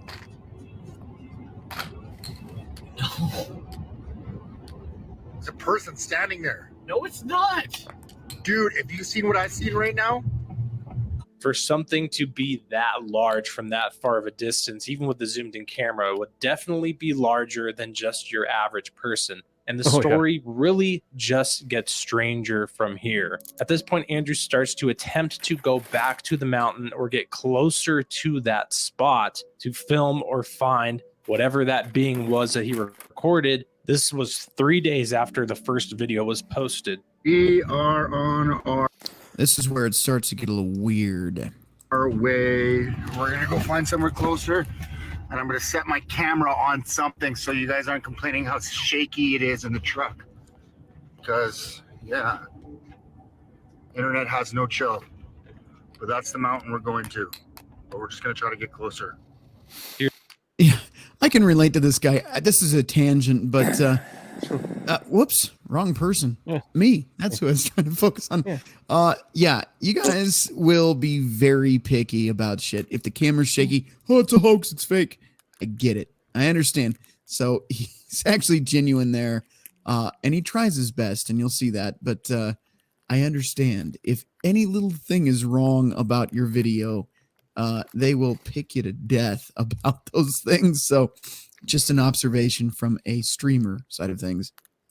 Years later on that same day, as he's gotten closer to that mountain, as you can see, that It's entity gone! or whatever was Shocking. on top of that mountain is not there. So it was not a structure, but something was actually up there. Okay, I'm gonna use this as a tripod to try to keep it steady for you guys. And it's not even there anymore, too.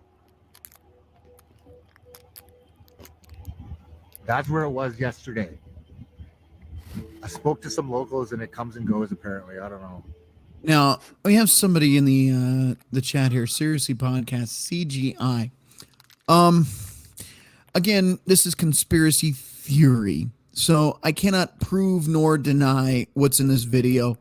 As we go on in this video, that's what makes me skeptical about this being faked.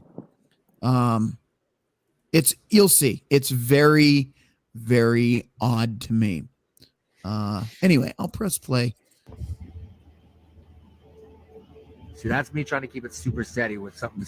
There we go. Do you know how hard it is to keep it steady with zoomed in all the way? As you can hear, he said that he spoke to some locals and they said that the thing comes and goes. So this is starting to get into the realm of the story of the wild man or Sasquatch, and the different cultures around the world and the different sightings around the entire world have claimed to see this entity walking around in the woods. And this is where I start to wonder the supernatural aspect of it. Is it something living on from the Genesis 6.4 era?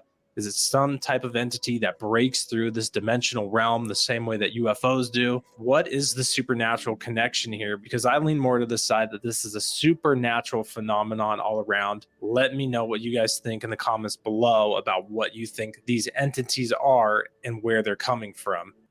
And on that note, that's a good tangent to ask you guys on the panel. What do you think so far about what we are looking at here? Well, it's video of something moving. That's about all I can pretty much say. Yeah. You're going to have to see the rest of it as he progresses through it. Then you will start to see why I suggested that video. Now, you were correct. That was not the original video. The original was made by What Lurks Beneath, I believe. And we do have a few of his videos on tap. We may not get to him, but I do have a few of his. You will see, and there's a particular scene there that I think he actually showed there. One of the TikToks, the one that was labeled official update. Nate, I want you to really look at this one because the you know how to analyze behaviors. I've watched it already. I want you to really pay attention to that scene there where they bring up that one TikTok, because not only is the style of which the video is made is completely different, but you can visibly see that somebody else is in that room and they're either holding a gun to him or they've got somebody that's important to him held at gunpoint to say what he is have to say. But we'll get to that when we get to that. But we're getting ahead of ourselves. I've already watched it. I know what you're talking about. So yeah, let's continue. We'll break it down when we get to that point. And from here, we get into the part of the story where he claims to encounter and be followed and stalked by the CIA or some branch of the government. I just got stopped by like some CIA agent. He told me to turn around and said I'm trespassing. I said it's a public area. Now, to those of you in the audience, I want to hear your thoughts as well.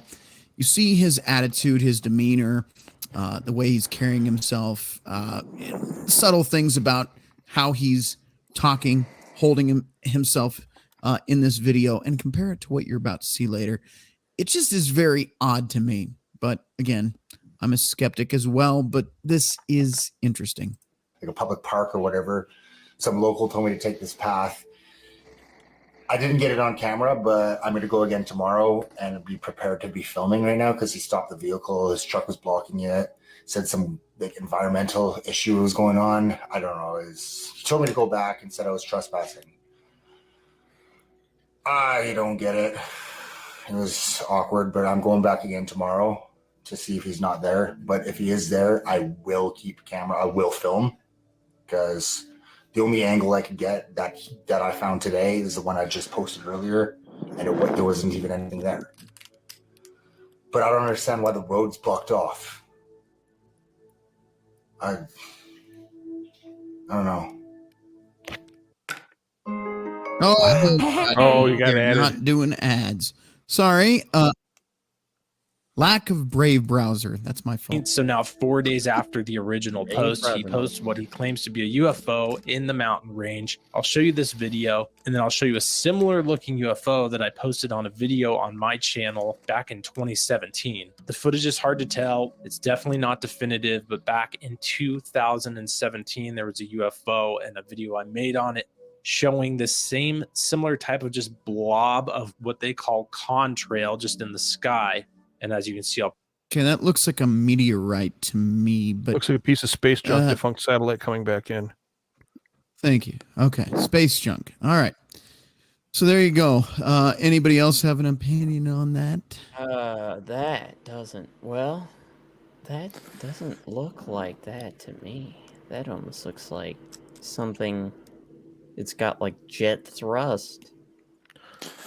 Well, a defunct satellite will have some kind of controllable thrust since they don't want it to land on anybody. Uh-huh. Yeah, enough. but that All right. that almost looks like a controlled thrust, not to land on somebody, like a controlled crash. Yeah. But I'm talking about like craft coming back in to orbit.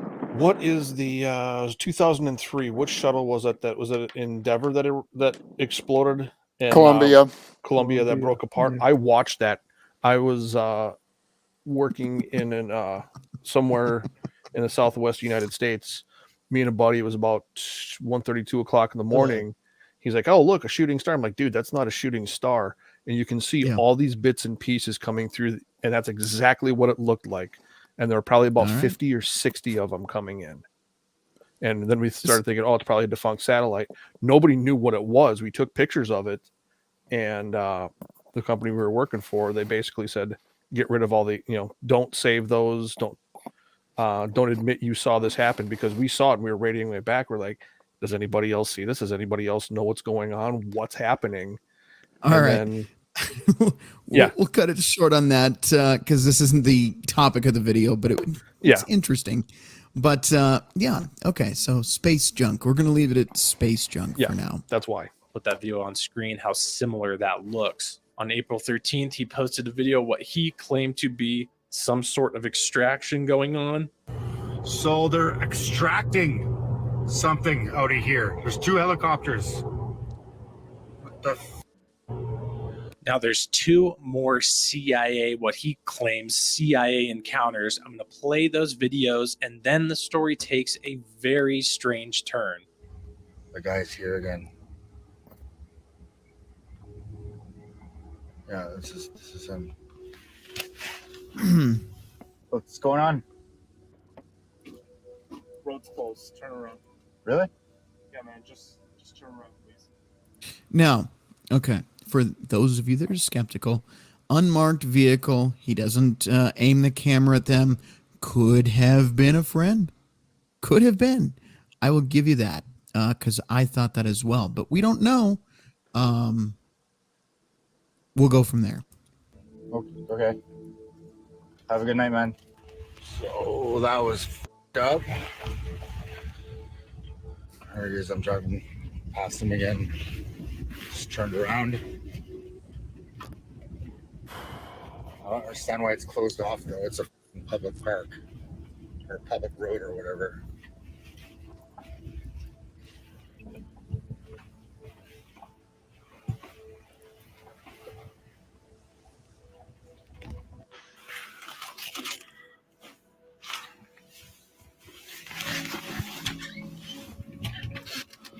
think that's the same vehicle from. Hey! That was definitely.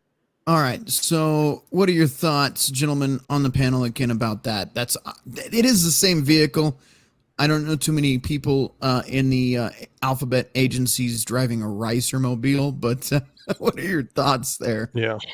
Oh, Well, it's you can tell it's a early 2000 Dodge Charger by the tail lights of it.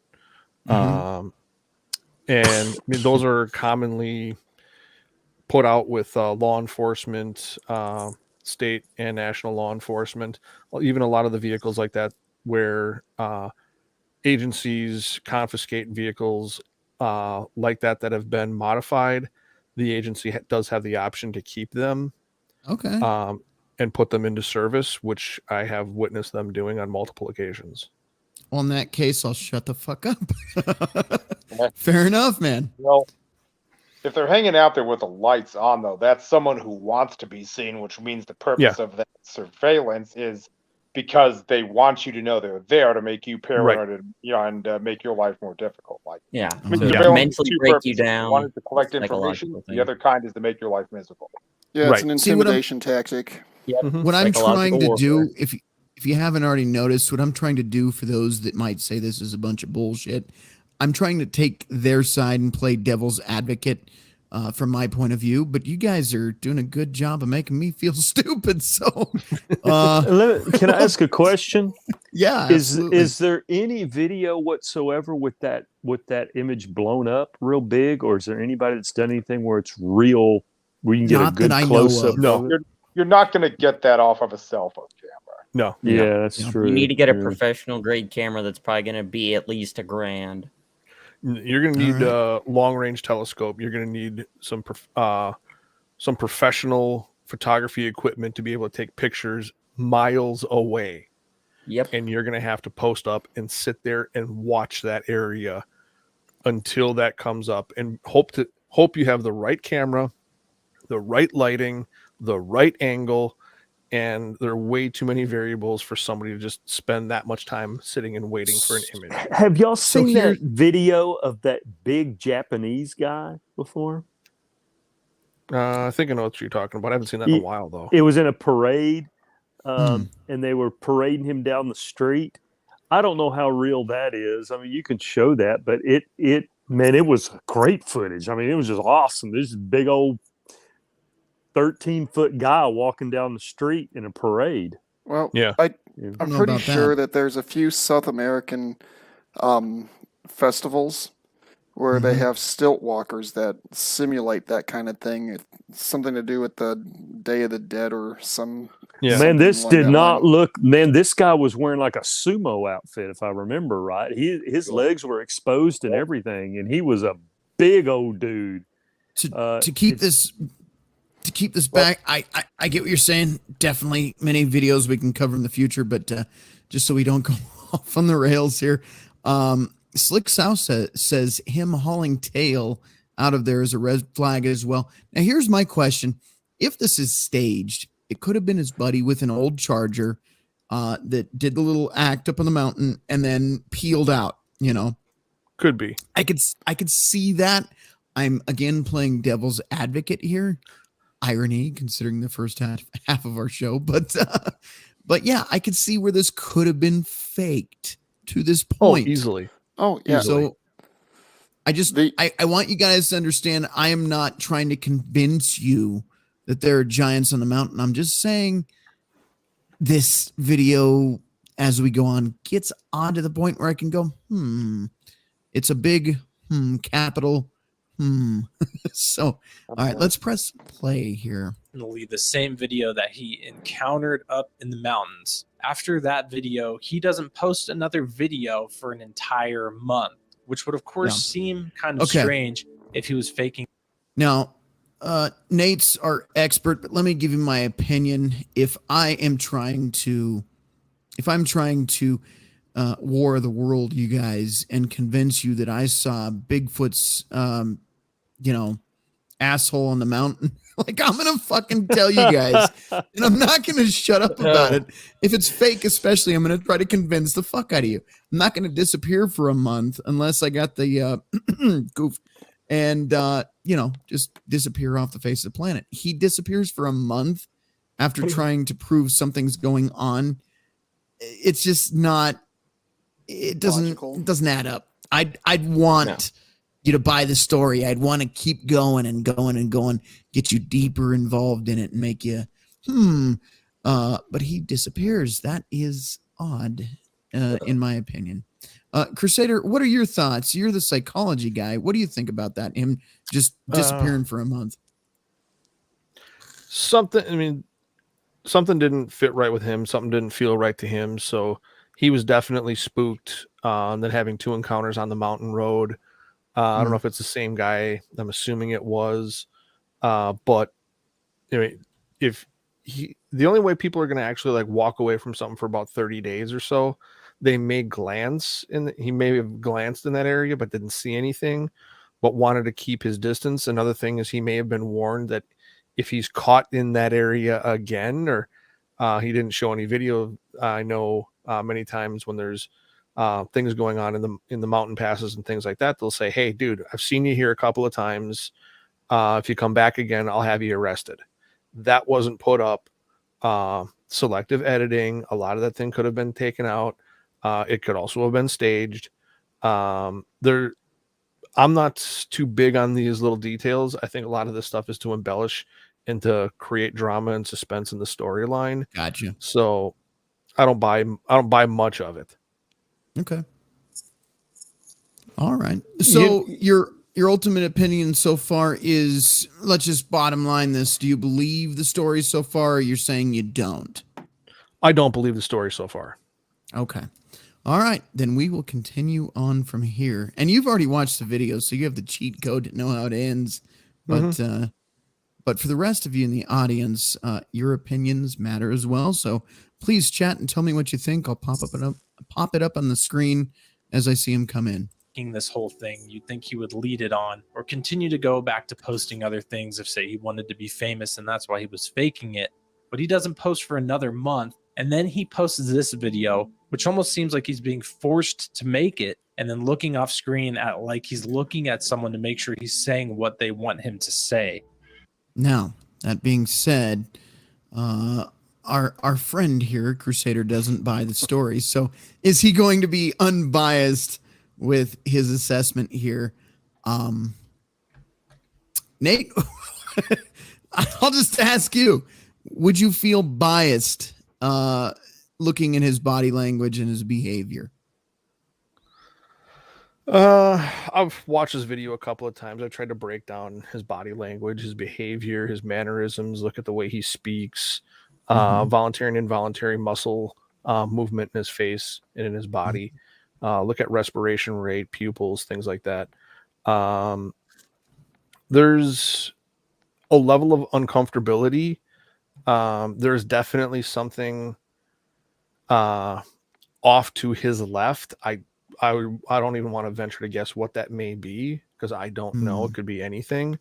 But usually if someone's going to lie, their eyes are going to go straight to the left and then more down.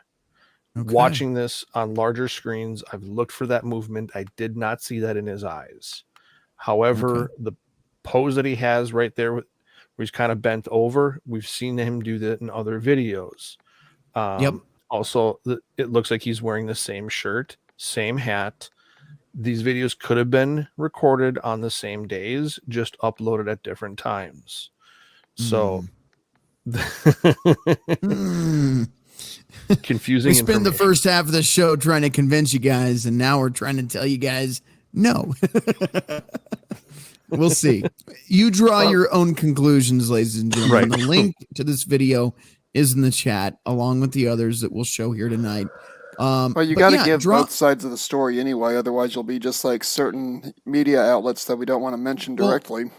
Well, you're almost hitting the mark there. There are actually 3 sides to the story: his, hers, and the truth. So on that note, you got to consider the third angle as well. But yes, ultimately, it No. is good to look at all sides. Yeah. Well, look, no matter how wrong you are, you're never going to be as bad as CNN because you're not going to have a dude cranking it on a Zoom call. Hey, no matter how wrong you are, you won't be Biden talking live to anyone. Just pointing that out. Well, you know, I will openly admit I am wrong more times than I am right. And all I'm going to say is I make mistakes just like anybody else walking this earth. Yeah. All right, we're gonna continue playing this. If any of you guys needed to check out, I understand, but yeah, we're still in the early stages of some of this weird national park stuff. So if you can stick around. Hey guys, I just want to give you an update. I'm not dead. I have not disappeared. I have just been busy with life. I couldn't get around to posting and updating you guys. So now I'm going to give you an official update of what's been going on.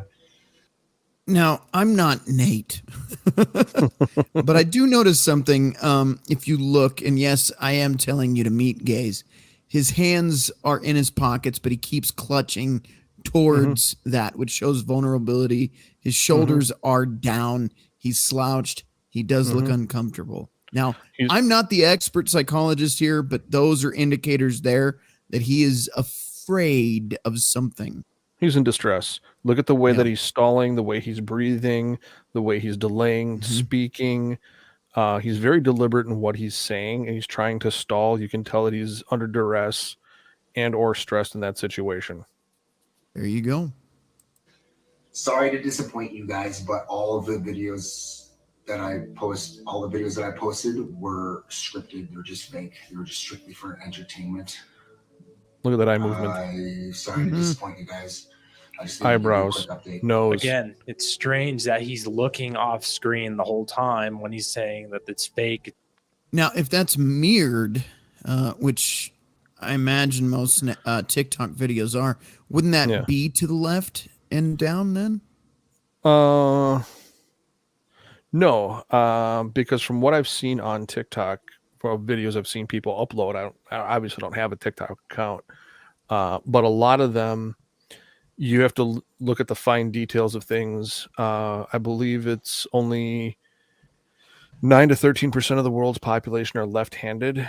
Most people are right-hand dominant, and if you look at it, the sleeve tattoo would be on his left arm, because if you look at his right hand is the one that's moving the most. And when he's holding things, you'll notice it's almost always in his right hand. Hey, so Nate, what? I'm gonna fuck with you now. Am I right or left-handed based on what you have observed so far? Honestly, I haven't watched you close enough. All right.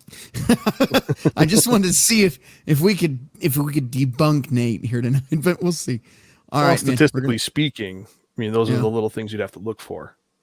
13% are left-handed, huh? That's crazy. About that, yeah. Huh. Anyway, pressing play. It's scripted. Sorry I made those, and he's looking off screen as if he's looking at someone to make sure he's saying what they want him to say. The next video in this series is the video that I opened my video with, and that's him claiming that his videos were not faked, and the caption that he has on his thumbnail on this TikTok video is "I am scared." You might not see me post ever again. Yeah, he's right-handed. My videos weren't fake. That was 10 days after his video before that, claiming it was scripted. And the very next day, he uploads this video with the caption "military."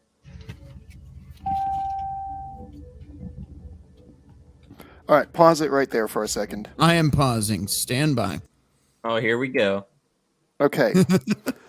I'm not going to go into huge detail, but there are certain commo items that the military uses, at least in the United States, that have a very similar silhouette to what you see on that ridgeline. Interesting. Can you go back to the image for a second? Yes, I can. Okay. You notice you got two aerial antennas. I count 4. Oh, okay. I can see two of them on the screen I've got, and I apologize. Thank you for the correction. There's two smaller ones to the left-hand side, ground level, ground wave. Okay. I would hazard a guess that over the edge, beyond the visual line, there'd be a portable generator for that thing. Uh-huh. Mm. If I were to take a wild shot in the dark from the estimated distance and the apparent height, we're looking at something of equivalent to a mobile command vehicle. Mm-hmm. How it got up there, I don't know, because those things would have a hard time with that kind of terrain at that kind of elevation. Chinook or what a Chinook or what Chinook? Maybe. Unlikely, because you need a certain sized landing zone to safely drop a vehicle, and I do not see that there. Well, the other possibility is that they sling loaded it and had a crew that actually knew how to do a touch and go drop off. But Night Stalkers. Yeah, I don't think the Night Stalkers are operating in Canada. But given one of the topics I would like to get to, if we have the chance, it's a high possibility.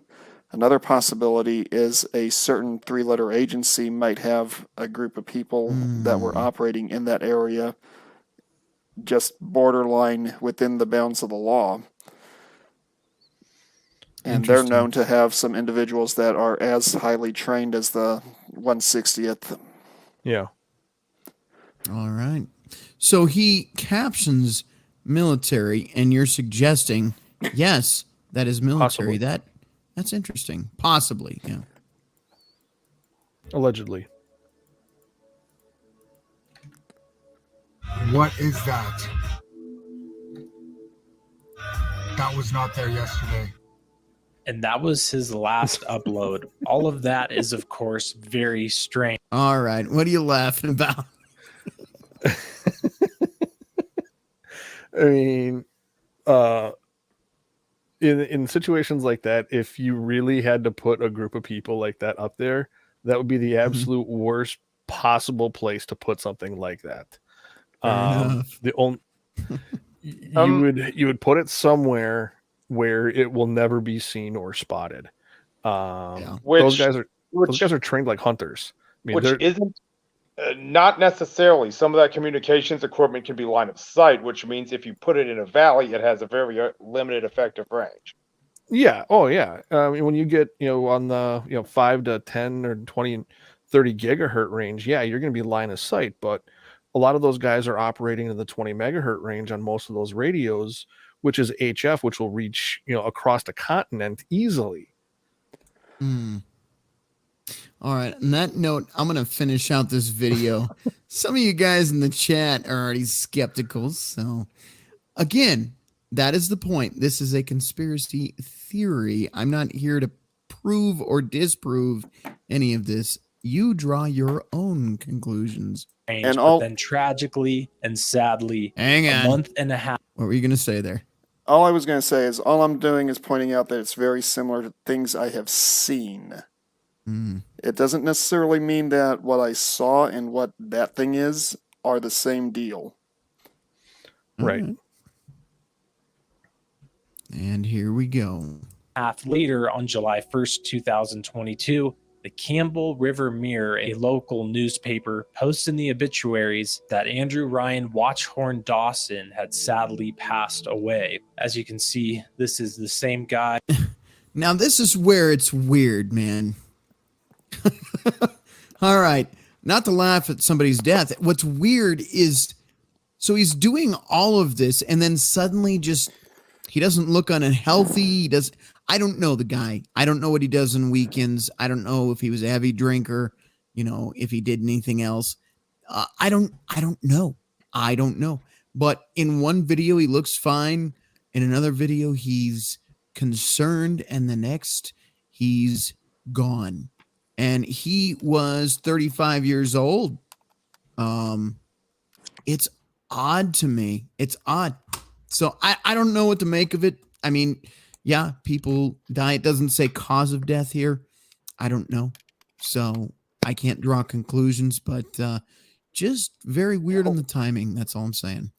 Hey, devil's advocate, he could be fully boosted. Yeah, we'll leave it at that. Could be.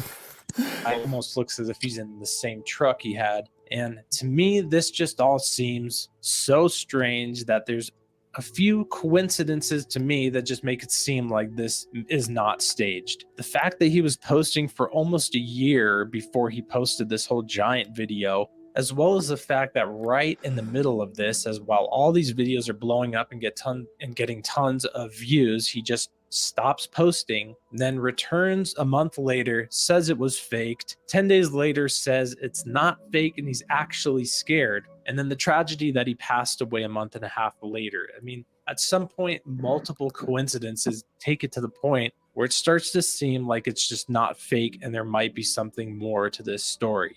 This kind of gets into the category of the work of Dave Paulides and the missing 411 cases. And while Andrew Dawson didn't go missing, I feel like there is a connection to the people who are going missing in national parks and something going on in the supernatural realm. If anyone has a biblical understanding of how they think the evil realm could do something like cause a disappearance, please leave that in the comments below, because that's something I've been trying to put together for a different video I've been putting together here for the past few months.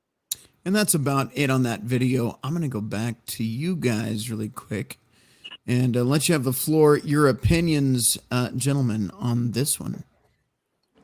I'm going to say inconclusive. Yeah.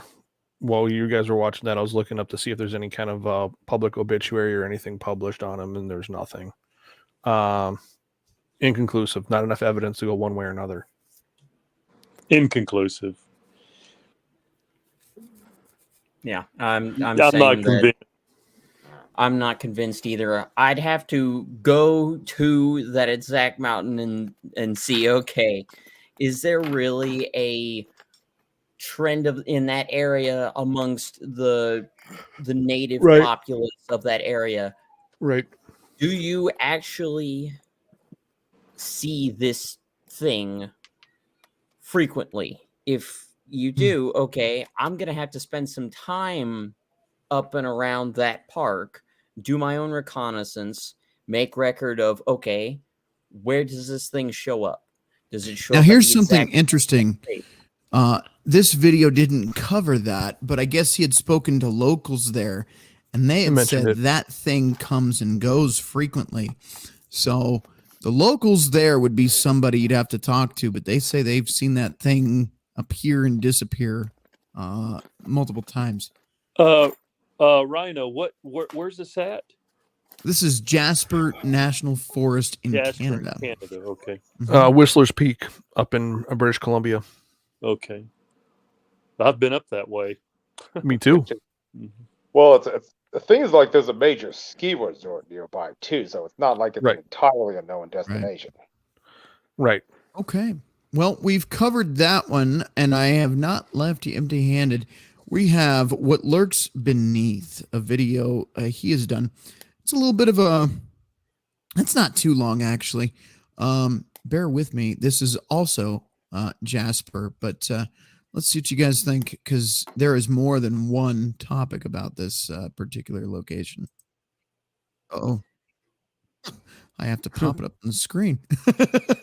That's a problem. Hang on. I'm pressing play and it's not doing anything. That's what she said. Oh, no. False start. When you run away from her. In yard. Right. Before she tackles you to the ground and drags you off. Had to lighten the mood. So in the chat, what do you guys think so far? That one, maybe not, but okay. Let me ask you this. Bigfoot, for example, Sasquatch, a tall, furry, bipedal thing that has been sighted in multiple locations. Is it conclusive? No, but could it be related to the Nephilim? It's a question. It's open-ended. You in the chat, what are your thoughts? You on the panel, what are your thoughts? Epic of Gilgamesh. Gilgamesh. No, hang on. There's a reason I bring that up. One of the secondary characters in the Epic of Gilgamesh, I don't remember the entity's name off the top of my head, but he is described as a wild, furry man Uh-huh. who is barely civilized. Yup. Hmm. Now, I've heard that. when you look at the descriptions of the way Sasquatch operates physiologically and It the way it fits. moves, that is very similar to Gilgamesh's little buddy. In fact, let Yeah, me see if I can look interesting. that up while you're playing this next clip. All right, here we go again. The video is in the chat on Twitch and YouTube. Don't have that in Rumble at the moment. Maybe I can drop that in. I do have a cookie jar over in Rumble, so I'll drop that there for you. There you go. 2012 had a shape for sure, Cookie Jar says. So sorry I didn't see your chat before. I am trying to keep up, but this is a new thing for me, streaming on multiple platforms. So bear with me as I learn how to do that. I'll be learning in fast mode on Tuesday on Pop's show. So you can catch me and Jimmy over there learning how to do their streams on Tuesday. That should be fun. Right now, right. the name of that thing, of that individual, was Enkidu. Oh, yeah. That's right. I gotta go back and read that. Let's see. Jimmy Bones, very possible, but cutting the nose off may bring more attention they don't want. I'm not sure what you're referring to there, Jimmy, but okay. The individual being disappeared. Okay. RedPillRhino, this soldier girl, RedPillRhino, you can put them up. Also, I'm failing on knowing what you're talking about, but okay. All right. I don't know how true it is. This is LS420, but I've heard there's giant aliens, hunters working for the White Hats, for lack of better words, hunting these evil entities. It loosely ties into Solar Warden. All right, that's something to look into. Let's get on with this video here and see what he has to say. What lurks beneath, I've watched a few of his videos. Does anything he say come off as conclusive 100%? Oh, definitely. No. Does he put effort into his videos to try to bring you good data? Yeah, I do think so. So if you want to check him out, it is in the live chat on YouTube and Twitch, and actually on Rumble now too. Here is that video about Jasper National Park by What Lurks Beneath. Hey everyone, to keep things interesting, I'll be doing a handful of these faceless videos, but I will primarily be sticking to my original style. Now, with that said, today I have 2 stories written to me by supposed park rangers. So please take them with a grain of salt, and if anything, at least try to find entertainment, as this first story details Jasper National Park yet again. And the second story is about these 2 rangers that go on a road trip to Oregon to come back and have this whole host of weird stuff happening. Anyway, let's get into the stories. I worked as a forest ranger in 1995 to 1997 in Jasper National Forest in Canada. Now, during my time there, I had heard strange stories about unsolved mysteries. Rumors of unexplained activity, conspiracy, and strange happenings had been whispered for years by the locals, but none of them could be proven true, at least from their experience. I was intrigued by these tales at first and decided to start investigating some of these unsolved cases myself. While many people assumed I was crazy for delving into such sensitive matters, I persisted despite their warnings. My investigations led me down a dark and twisted path that unveiled a world of hidden secrets and dangers just beneath the surface of Jasper's rugged landscape. One particularly disturbing event took place in 1997.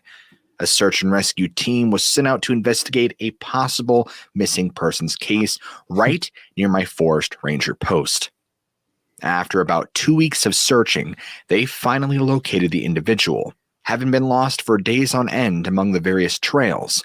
While my own experiences paled in comparison to such harrowing tales, it still made me question what other secrets lay hidden beneath the lush forest surrounding my station. Worse yet was when my search and rescue team found this man. They were horrified to discover that his top half of skull had been mysteriously removed. That's a normal day on the park trails, I think. Yikes. So the top half of the man's skull was removed by who or what? Now, there are crazy people in this world that would find a forest as a perfect place to dispose of a meat suit. But I don't know. There's so many of these stories in national parks that you start to wonder, again, panel, your thoughts this evening on this story so far? We're just getting into it, but what do you think? Was it surgically removed or was it knocked off of him? Like, did something hit him or was it cut real pretty? You know, that's surgical cut. That's what we're going to hopefully find out. I don't know if they describe that in detail, though. But let's see. More bizarrely, shortly after this incident, another search and rescue mission occurred in a different part of the same park. This time, it was a woman, age 45 roughly, who had gone missing. She was eventually discovered by our team, but her eyes had appeared to be surgically removed, and she showed... There you go. So surgically, I don't know about the top half of the head there, but eyes were surgically removed, or at least appeared to be. So that could be... I'm gonna let you guys say it. Was she found alive or dead? Dead. I wouldn't imagine she'd be alive. She was found dead. Okay. And especially in those higher elevations with the body like that, that's, and not moving on its own. Up in those higher elevations, you're going to have large birds of prey that will actually go after the softer tissues and moisture and things like that. That's prevalent in the eyes. Eyes are one of the first things that'll go in upper areas like that, because you're not going to find some of your major predators that'll go after organ meat. Okay. All right. We will press play. Signs of extreme trauma. The search team had found her body in a small clearing. No signs of struggle or bloodshed. It was as if she had been carefully placed there and then forgotten about. As I stated, the woman's eyes were gone, crudely removed from their sockets by what seemed to be the work of an expert hand. Her face looked pale and haggard, her skin worn and stretched like leather. Even more disturbingly, the search teams also discovered that some of her teeth had been extracted as well. Okay, Nate, explain that one away. Well, yeah, let's look at the way that he phrased things. First, the eyes were surgically removed, then they were crudely removed. Which is it? I've been on search and rescue teams. I've been up in those areas. I've had to go up on recoveries like this. There could be a number of things that can account for what happens to a body. And I'll tell you right now, when you find a body sitting up on a mountain plateau or in an area like that, it does look like it's been gently placed there, because sometimes the wind will blow and the wind will catch it and make it roll and fall, and it'll look kind of like a haphazardly, placed, or sometimes just gently put down somewhere. You never know how, number one, how a body's going to hit the ground. No, you don't know what kind of other forces are around it at that time. You don't know if it was raining. You don't know if it was snowing. You don't know how long the body's been there. There are a lot of factors that come into play on that. So, fair enough. I'm not seeing anything that draws suspicion on my end yet. Okay. These events left me both horrified and fascinated. I became obsessed with uncovering the truth behind these mysterious happenings. Despite warnings from reputable individuals that I should stay away from such matters, I was determined to. Not long after this, I began seeing the involvement of our military coming in and steering the ship, so to speak. These two events are only two amongst dozens I have heard about or investigated during my time as a ranger in Jasper National Forest. Everywhere you go, people seem to be talking about people going missing under strange circumstances, and an eerie silence seems to pervade the area. It's a primal fear that has taken hold of people's hearts as these mysterious disappearances continue to haunt the people I know. From what I can tell, There appears to be something sinister lurking here, something much more powerful than any of us could possibly understand. The stories of missing people continue, and I had heard of some truly disturbing accounts.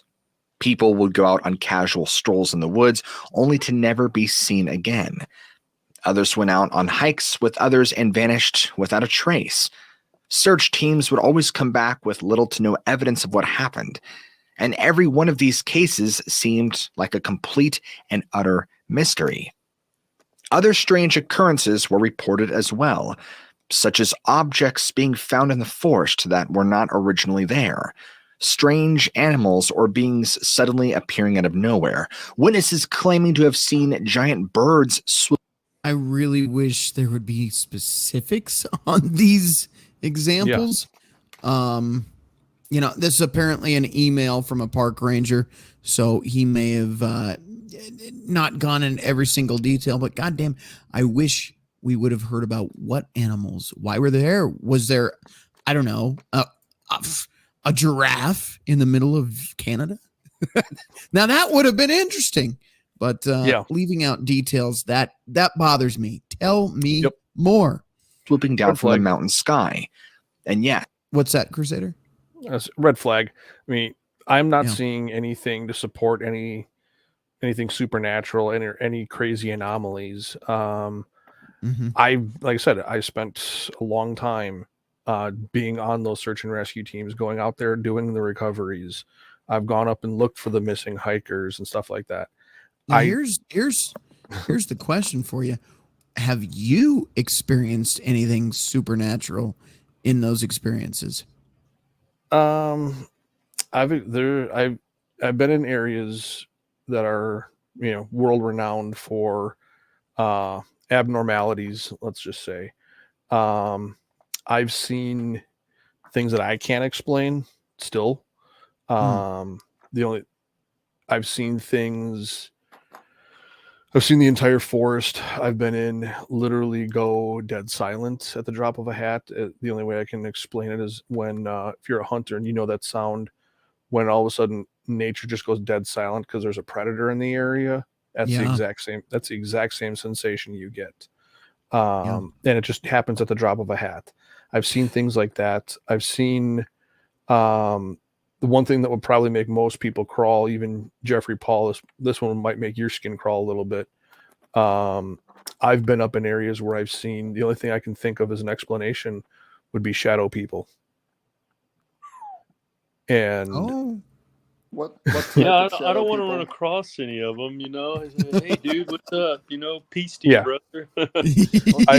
I've probably seen about 35 to 40 of them in my lifetime. Out of curiosity, Crusader, have you ever seen one where its face should be, you have something that looks like a whirlpool of swirling colors? Well, I wouldn't say swirling colors, but more grays, dark grays, kind of a more of a smoke. Like if you were to blow, like when you blow out a candle, there's kind of that bluish gray smoke. I've seen that. Where the face should be. Actually, just talking about that is just giving me goosebumps. I've seen those in a couple of places that I've seen probably about 7 or 8 of those. One of the many things that I've done over the years, because of my many and varied interests, is I have done some paranormal investigations. Yeah. And I've run into things that I've heard referred to as Charybdins, which are shadow people that when you look at where the face should be, there's nothing there. Where the eyes should be is multicolored swirls of light. And not light. Creepy as hell to look at. Oh hell yeah, it is. Just thinking about that, it just gave me goosebumps just thinking about a couple of situations I've been in. But yeah, I've seen that out in the woods multiple times. So I will bring up what interests me in these things. You're probably wondering why do we keep going paranormal? I've had my fair share of experiences, from candles exploding on camera as I am mentioning something specific, and then they explode. I'm like, okay, and it was a live stream and people saw that. It was weird. I've had experiences in forests, Black Forest, Colorado. You can search the history on that place. Yes, there was a major forest fire out there. Yes, I went through that. But there is a weird essence about that place. I was going to high school out there. I lived out there at the time. And I had a buddy. He was the neighbor kid, which by neighbor, it's like 32 acres that way.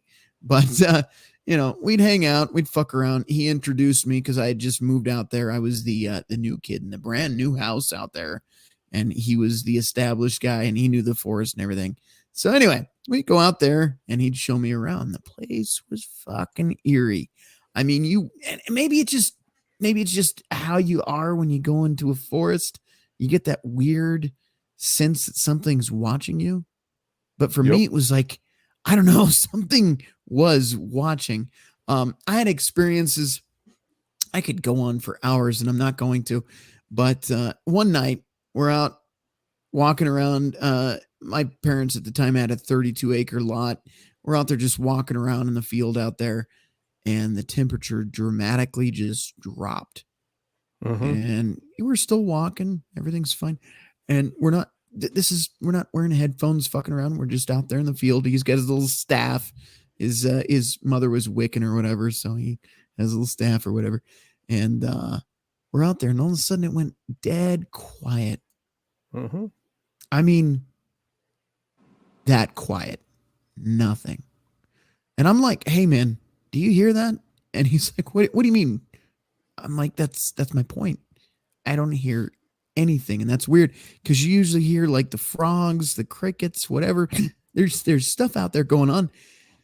And all of a sudden, maybe a few seconds after I say that, the entire forest, it sounds like lights up with screams and howls. Now, you could say, oh, it's coyotes. Man, it was 360 degrees of what sounded like people calling out dying. These coyotes were putting on a great acting job, I'll tell you that. Maybe you had a cougar. No, it wasn't no cougar. That wasn't no fucking cougar, you son of a bitch. Not that kind of cougar, the other kind. It was fucking weird. It sounded okay. You could rationalize this as coyotes, but it sounded like screaming women. It was the weirdest damn thing. Anyway, I'm telling him, all right, let's just go back to the house. We're like, I don't know, 20 acres off. We're at the edge of the fence line. And you start walking slowly. We start hearing something in the grass, that fucking noise. Like, all right, if it's a predator, you walk slow, you put your hands up, you just keep moving slow so as not to draw attention that you're running. Anyway, this thing keeps getting closer and closer. You can't see it. We're not turning around to fucking look. We fucking end up booking it. Now, we're fine that night. Fine. Again, high school, I had a homecoming dance. I had ridden my bike up and down my mom's property, the driveway, over and over again. I'm just telling you brief stories. And I had maintained my bike. I'd take it apart once a month, bolt by bolt, put it back together, WD-40, whatever needed to be done to do it. I took care of that thing. Anyway, there was one night I was riding my bike home down this hill. Again, the temperature dropped all crazy. I did have headphones on that night, but I clearly heard a thump. It sounded like a rock fell out of the damn sky, but the temperature dropped like 20 degrees right here in this part of the driveway. It was the bottom of a hill, but it wasn't excessive. We're not talking maybe 10 feet elevation change, nothing major, but extreme cold right there. And then that big thump, right? Fast forward, I have a homecoming date or whatever, so I'm going to get my bike, going out riding with my buddies. I come home. I worked on my own bike. I swear to you, I didn't fucking make the mistake of not tightening the front fork. The fucking wheel where that same temperature drop rock fall thing, the wheel just came off. Now, this is a funny story because nothing weird happened, but the wheel came off right there and I became a human bobsled up the rest of the driveway. Weird shit, man. But the reason I established all this weirdness is that forest he used to take me out in it. And it was like not a vacant lot, but one that hadn't been sold yet. And You'd find weird shit out there, fucking skulls, bones, animals, no humans, but you'd find weird shit out there. And there was a very odd presence. And there was also an owl out there, a great horned owl. And that thing would follow you around and watch you. It like stared right at you, just staring into your eyes. And it would move from tree to pole to wherever you were. I had it dive bomb over my car and land in front of me one night. But that forest, man, you'd have to be there. I can't prove it. I don't have video. But again, that temperature change. When I was out in those woods, we used to fuck around. Again, high school. We'd go camping out there some nights, and you'd see things. Little white balls, orbs, I guess, right? Just floating through the trees. Like, what the fuck? This place is just creepy. The same screaming howl thing would happen. And I started realizing I'd bring people out there. It's kind of a vetting process. I'd bring guys out there, and some would be instantly terrified of the place. It'd be uncomfortable. Weird things would happen. It sounded like tree branches would fall, but there'd be nothing there. You'd hear it crack and fall, but there'd be nothing on the ground, and nothing had changed in the tree. Weird shit. Again, with the owl, the orbs, the screaming foxes or coyotes or whatever the fuck it was. But you'd bring like guys you knew and trusted out there, and it'd be calm. It was the sketchy guys that told you, I fucked around with Ouija boards as a kid. Those guys hated that place. Anyway, I've experienced some weird shit. Just down the road, I moved into a house out there, and I know I'm just rattling off stories, but I've always been very interested in this stuff for these reasons. Moved into a house that was built in 1918, and I actually had, I don't want to say his name for privacy reasons, but at one point things got very weird there. I can tell you the story in another stream. I had a Catholic priest come into the house and do an exorcism. It was a that's a whole other stream. So if you guys want to hear about that, I will do a stream on it because there's a lot of shit that happened in that house. But I've always experienced these weird things. So this stuff fascinates me. A lot of it, yeah. There's a lot of people out there that bullshit for attention. They want to make their 15 minutes of fame on the internet. But I've seen and heard and been around some of that shit that I just can't explain as normal, so to speak. So when we're talking about these national parks and stuff, it's like, yeah, maybe some of these are fake, but some of them aren't. You know what I mean? Anyway, I'm going to open it back up to these guys. What are your thoughts? Have you had any interesting stories? I actually have a question for both you and Crusader. Yep. One of my little guilty pleasures is listening to creepypastas. I know, stupid thing to listen to, but there's a certain story archetype that shows up on a fairly regular basis on the ones that I enjoy. Okay. And I'm curious if there's any truth to this, because I've never found anything about it that's not on Reddit. Okay. Is there any truth to the stories, or to the stories of stairways in the woods? I've never seen one. Yeah. I haven't either. I've heard of that, but I have never seen them. I can't say I've ever seen anything like that. Now I can tell you what I have seen. The woods, the forest will play tricks with you. Oh yeah. And this is just my experience, and it's not just paranoia. It's not just like, oh, the EBGBs. This is where I lived, man. I was comfortable here, and this thing played tricks on me. Like I said, you hear noises of things that didn't happen. Things would fuck with you. The animals, I don't know how to explain it. The forest will fuck with you. But as far as a literal staircase, I can't say I've ever seen anything like that. Never seen one. No, neither have I. I have land that I hunt on, and I've been up there so many times. I go up there even in the middle of the night, and I know a lot of people, like when I walk out to my bow stand, guys will just look at me like, you're not taking a light? You're not taking anything with you? I'm like, no. I walk around on that land, no light at 2:30, 3 o'clock in the morning. Yep. Doesn't faze me. Because you know that it. land. Yep. Yeah, I know that land like the back of my hand. I've been in places where I'm the, me and one other guy were, paired up buddy system style, and we were dropped off in an area, and the next closest group to us is 5 miles away. And I've been out in some pretty remote locations, and I've heard things, they've heard things, and we're checking and we're looking around. And I mean, when you're out in remote areas like that, the world will play tricks on your mind. Yeah. Sometimes I've been out there with a buddy of mine I used to work with, and he would always hear something. Never failed. He would always hear something. And it got to the point where I would just blow it off. Yeah. So some people are more, I guess, sensitive to stuff like that than others, but the woods will play tricks on your brain. Yeah, I've had that happen during land nav. Yeah, same thing. I will tell you firsthand. I can't explain, and this was a question, LS420. What's the scientific explanation? I don't have one. For shadow people, angels, demons. I don't have it. I've been in places, I've seen, I've heard, I've visually watched things change around me. I've had other people around me that I still know, that are still friends of mine, that I could actually probably get on the show to say, hey, what he said happened.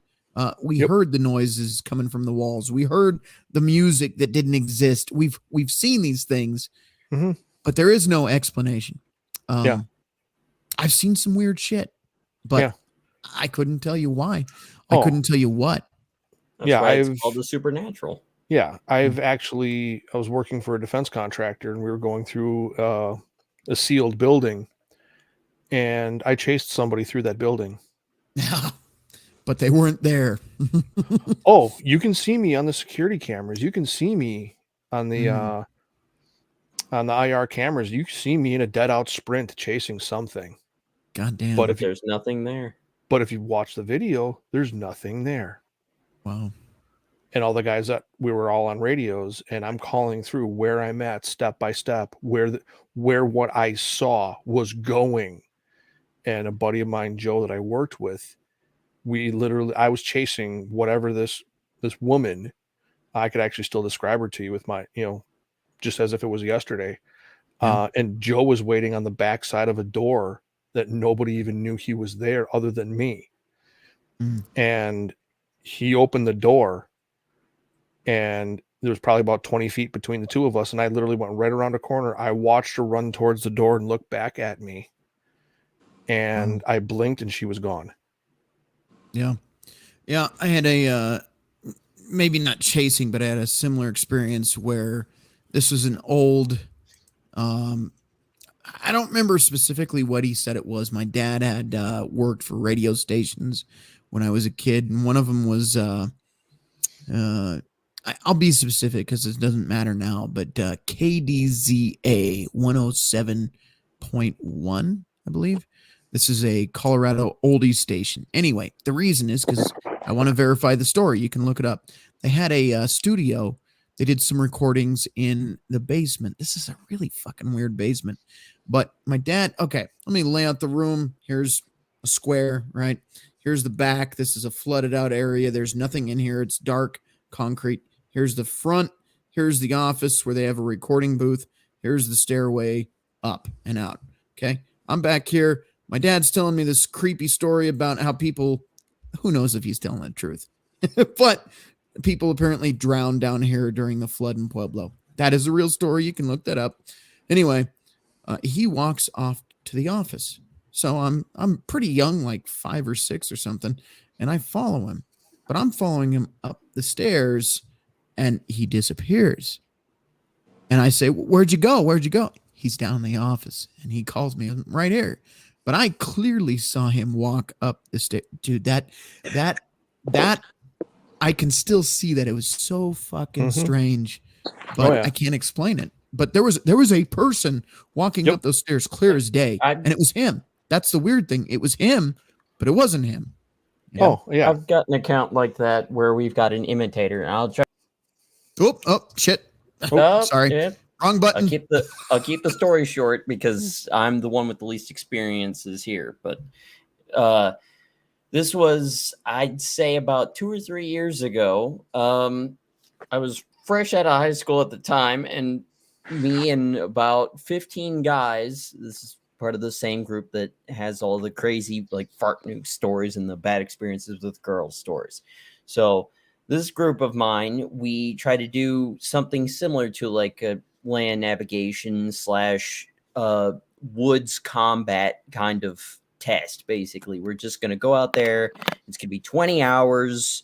We pack our own stuff, or we use paintball in this case, but only one of us, because we're going out to a remote patch of woods. I'm not going to say where because it's on somebody's private property, Right. but only 2 guys, because we're splitting up into teams. So there's 16 of us total, and 1 guy on each team has a real firearm for defensive purposes in case we come across something like a bear or maybe a mountain lion or some other wild animal that could actually cause us some serious harm. So we're going out into our specific sector, and we're splitting up, and we're basically coming at each other, from my recollection, if it can hold up. We're coming at each other basically head on, just straight lines, closing the gap in this forest, because we deployed on either sides of this stretch of forest. Massive property. And we're about to collide basically and engage in paintball warfare while it's about midnight is when first shots start getting fired. So I'm crawling around with my fire team. It's me and 4 other guys, and we're spread out. And it should be about 10 or so yards ahead of me. There was supposed to be lead element, which was 2 guys from the fire team. They're basically our scouts.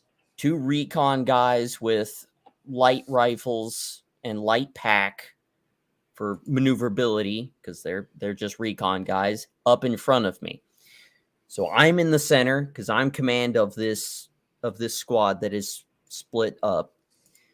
I'm in center, and we've got recon up in front, and we do systematic check-ins over the radio. Okay, we got the little short range, little cheap fucking radios because we're all fucking broke. So we do check-ins. I get interference while doing our check-in every like 15 or so minutes. And I hear a voice that sounds relatively like the guy that's supposed to be up ahead of me on the left side, up and to my left. It sounds like his voice. I take my light and I give it a quick flash. That's it. Now I know you're going to tell me, oh, you're giving away your fucking position. I know. But we'll do like a not like a strobe, but just a quick flash. Just to say, hey, you didn't check in. Give me a check in, or give me a sit rep. What's going on? Radio not working because, like I said, they're cheap. But I get no response. There's nothing. So I call the other guy, the guy that's supposed to be on his right. He says, he's not there. I don't see him. So we do a double check again. Say, dude, where are you at? You're supposed to be to this guy's left. Where are you? You're supposed to be leading up front. Then we get a call from the guy that's in the far back. We're at like a star shape, basically. We've got 1 guy pulling up the rear, 2 guys on the side, me in the center, and then 2 guys up in the front, the recons. The guy pulling up the rear saying, hey, I got him here. He had some issues with his radio, and he got lagged behind him because it's so damn dark. We couldn't see that we walked right past him. The formation had moved forward, and he got caught up in the back. So I'm thinking, okay, well, I've got visual on somebody that's up there on front, that's pulling recon up there in front on the left. Who is that? So I tell the guy that's I've got contact with Recon up in front. He's front right. I tell him, okay, I don't care if we may get spotted here, but I've got contact check-in from guy to my left, guy to my right, and the two guys that are in the rear, one of which is supposed to be lead element. Who is that? Who is that up in front on left? We need to identify that. Is that one of the guys from the other squad that's supposed to be 100 yards east of us? Who is that? We need to get ID. So guy turns his rifle, flashes. The second his light hits the silhouette of a guy crouching down, because we're doing like duck walk, really crouch down, low to the ground. We're not army crawling, don't need to do that, but we're really crouched down to try and stay below 2 feet off the ground. Soon as that light hits, nothing, just disappears, because it's a quick flash. Turns his light on for 1 second, turns it off. Guy's gone. The silhouette, because I could see his rifle was pointing to the side, same way that the guy that was supposed to be up there was there the whole time. That's how he was crouched down. The second the light beam hit him, disappeared. That sounds a lot like a story from the Civil War. That's crazy. Battle of Gettysburg. Allegedly, there was an entire regiment of Union troops that were wiped out by quote-unquote ghost soldiers. If you made the mistake of watching the movie Abraham Lincoln Vampire Hunter, that particular incident was actually kind of played on in that movie. Yeah. And there you go. There are weird kind of portal-esque things in certain wooded areas and certain battlefields. Jackal, do you happen to know any of the history of the area where you were at when this happened? Without giving away its location, I would say that it was more than likely a location where there were skirmishes, but not any major big battles, like we're talking thousands of casualties on either side. But okay, I'm rather certain. Let me rephrase the question where you can answer it without giving anything away. Was it a major Native American site, or was it a major white man site? I would have to say that it was probably a white man site. Okay. I would be willing to go out on a limb and say that you ran into possibly a spirit of a Civil War soldier who fell during one of those skirmishes. Which is odd. Did you watch Pop's paranormal vids talking about the different types of hauntings? I may have, but I cannot recall. But it's funny you mentioned that, because I do remember, I think Pop brought up this, I think it was like him during training, and it was out, I can't remember where, but he said that the buildings that they used for the urban combat training were haunted, because every single building would have instances of that. But what concerned me was this ghost, whatever it was, it mimicked the shape, because if it was a Civil War soldier, I would clearly see longer rifle, cap, but I saw the same tactical helmet outline. It was an M4 model that he had, and it copied the movement. It copied the silhouette. Again, I could not identify any further than that, because our standard issue uniform color is black. And where are we? In the middle of the forest, miles away from any major city, so light pollution is not going to be in effect. And it's about midnight. You could have encountered what some people refer to as a glitch in the Matrix. Yeah, that's what it sounds like. Interesting. But I do know what you guys are talking about, the shadow figures and their faces not being registerable. I've seen there's stuff, man. At least 4 or 5 different things I've seen like that I Things at a distance, you see them at 1 to 200 yards, sometimes up to a quarter mile away. It's a shadow that just doesn't fit the light scenario.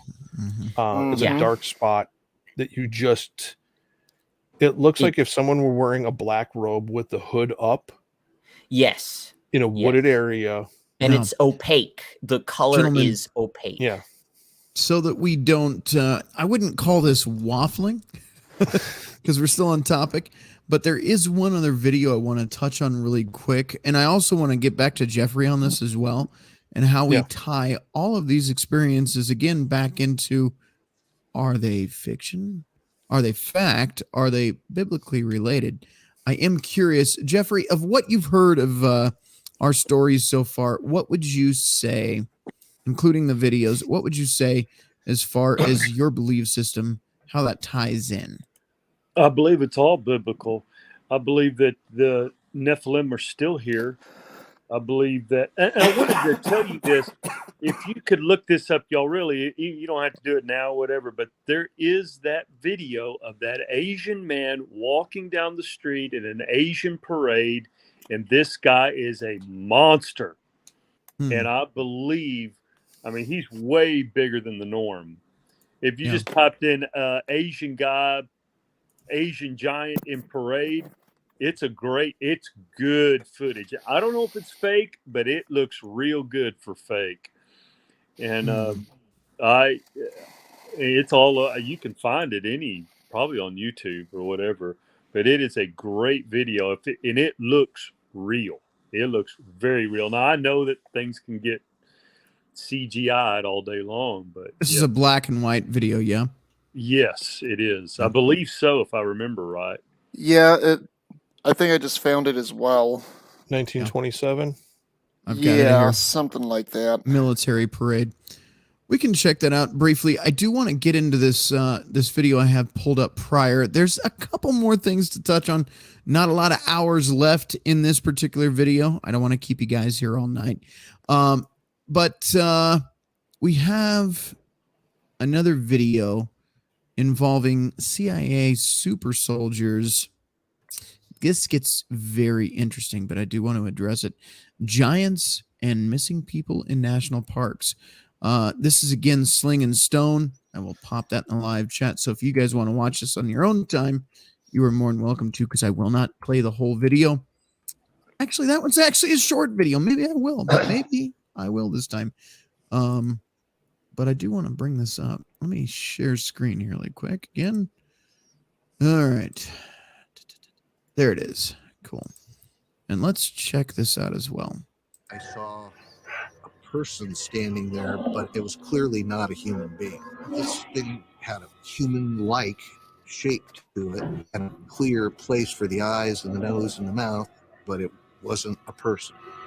That is part of a testimony from Jess Boiler, a deputy sheriff who encountered that entity in the Cascade Mountains in the late 1990s. I'll get more into his story in a little bit, but first, to set the stage of what that could be, I just watched a video that someone referred to me from Israeli News Live. CIA secretly requested funding to end super soldiers. Briefly, I'll say that what I'm putting forth is a compilation of news stories, people's testimonies, as well as just theories, truly in trying to figure out what is going on with the missing people in national parks, because so many of these stories don't make sense that it seems to me like there could be a supernatural aspect to all of this. I actually have a few videos that I'll be putting out recently in a series on this topic, because the more I look into all this, the stranger things I am finding, including this message on the Freedom of Information website in 2018 to Hillary Clinton, requesting the documents pertaining to the Chamber of Gilgamesh, the location of his body, and the location of the buried Nephilim. Now, Jeffrey, your thoughts there? Well, because I know you were talking about this. Yeah, I mean, well, they've found evidence of these things. There's no doubt about that. Mm-hmm. I believe they do exist. Yes, I do. I have no doubt in my mind, and I look back on it from what Christ said: as the days of Noah, so will be the days before my return. And it's It's happening again. We know the giants were living in those times. We know that the Nephilims were alive and the sons of God had done that. We are back at that time again. History repeating itself. It's crazy to me, and maybe that's part of what you mentioned earlier, but it's crazy to me that there is a Freedom of Information Act where you can actually look up. They've talked to Hillary Clinton about buried Nephilim. That is insane to me. Not because I don't believe it's possible, not because I don't believe it's true, just to see it exposed like that, that blows my mind a little bit. You'd think that would be classified or something. Here's something that would be a definitely fodder for another stream. Mm-hmm. And Jeffrey Paul would probably have a lot to say on this topic as well. Same with Crusader. Out of place artifacts throughout the world. Oh yeah. Oh yeah. There's stories anecdotal about there being parts of the Grand Canyon National Park that are closed off that people are not allowed to go into for whatever reason. There's stuff from other parts of the world that just appear there, apparently, allegedly, I better say. But I've heard that. Specifically, there's material there that could be pharaonic of origin. Yeah, we may have to. We've got plenty of these. Like I said, my focus is yes, we're going to talk about the relationship stuff, that red pill stuff, of course. But I like to do these videos. I like to give you guys something else to think about. Because honestly, modern politics and dating, you guys have plenty of channels where you can watch that. And to be quite frank, I watch those channels every day, and I don't want to repeat the same thing they do. And sometimes I watch it and I feel like I'm just beating my head into a wall, Yes, modern relationships suck, and government is corrupt. Yes, I know. And sometimes you just need some mental bleach. Correct. But here we are. Let's carry on with this video here. Yes, that is a real message sent to Hillary Clinton, but that will be tied to a video I'll be putting out soon, maybe even my next video, because it is so interesting. Now to get into... And I want to give credit to this guy as well. And we've covered his video previously on the stream, Sling and Stone. So if you're liking his content, go give him a subscribe, like his videos if you do like him. Because, he's putting out stuff I kind of like. To the topic of this video, the CIA secretly requested funding to end Super Soldiers program. Again, this video is on Israeli News Live. I watched it a few times, and I'll give you a brief overview of this Super Soldier program that he mentions. First, he doesn't give any links to any websites referencing anything regarding to this, so I don't know if this is inside knowledge that he's getting. So pretty much we're just going off of someone's word here. But what he explains in this video is that there was a Super Soldier program in which human beings were mixed with animals in what was a voluntary program that got completely out of hand, to where these people turned into a type of hybrid creature that was dropped off in China, in Russia, and in the forests of Canada and the United States. These things are pretty much the type of being that would be referenced as a wild man or a Sasquatch or a giant, the offspring of the Nephilim. And while this... Now, do you see where we're tying the first half of the show back into the second half here? It's an interesting thought.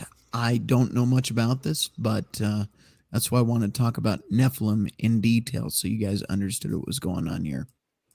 This theory is just that, a theory, no news sources behind it. We can look at what is actually going on in the world and see that it's not that far of a leap to imagine that that's what's going on.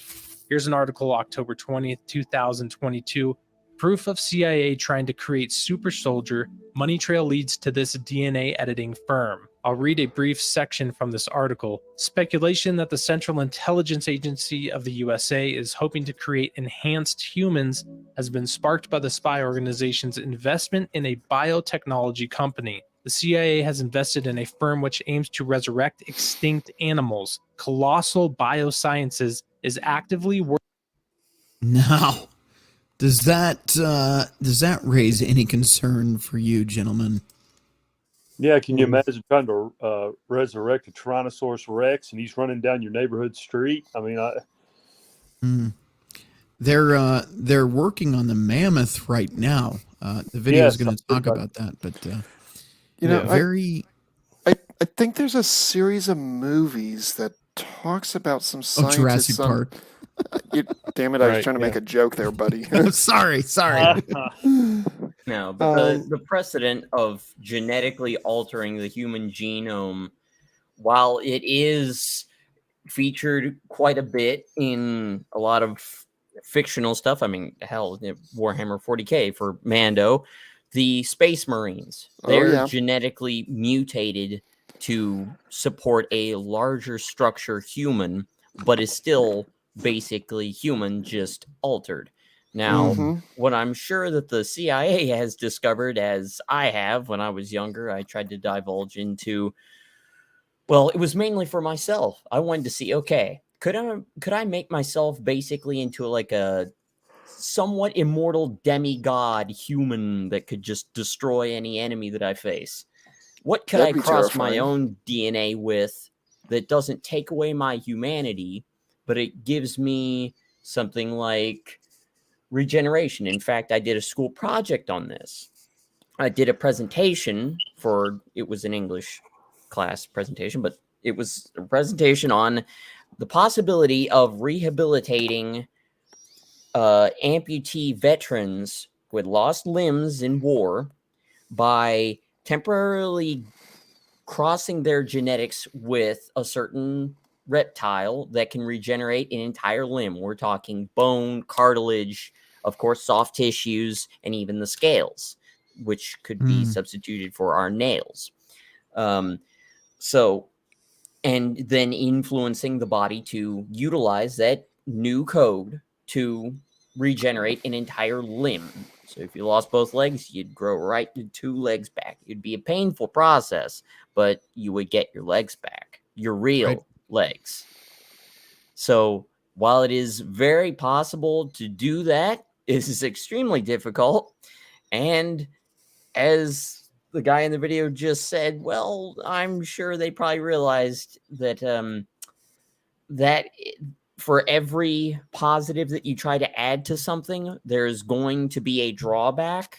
And when we're talking about messing with the human genome, which was perfect from the start, when you start fucking with it, well, you're going to fuck around, you're going to find out. Again, well, and when we tie this into what we were talking about in the first half of the show, not just fucking with the human genome, but excuse my language, YouTube, perhaps messing with biblical genome.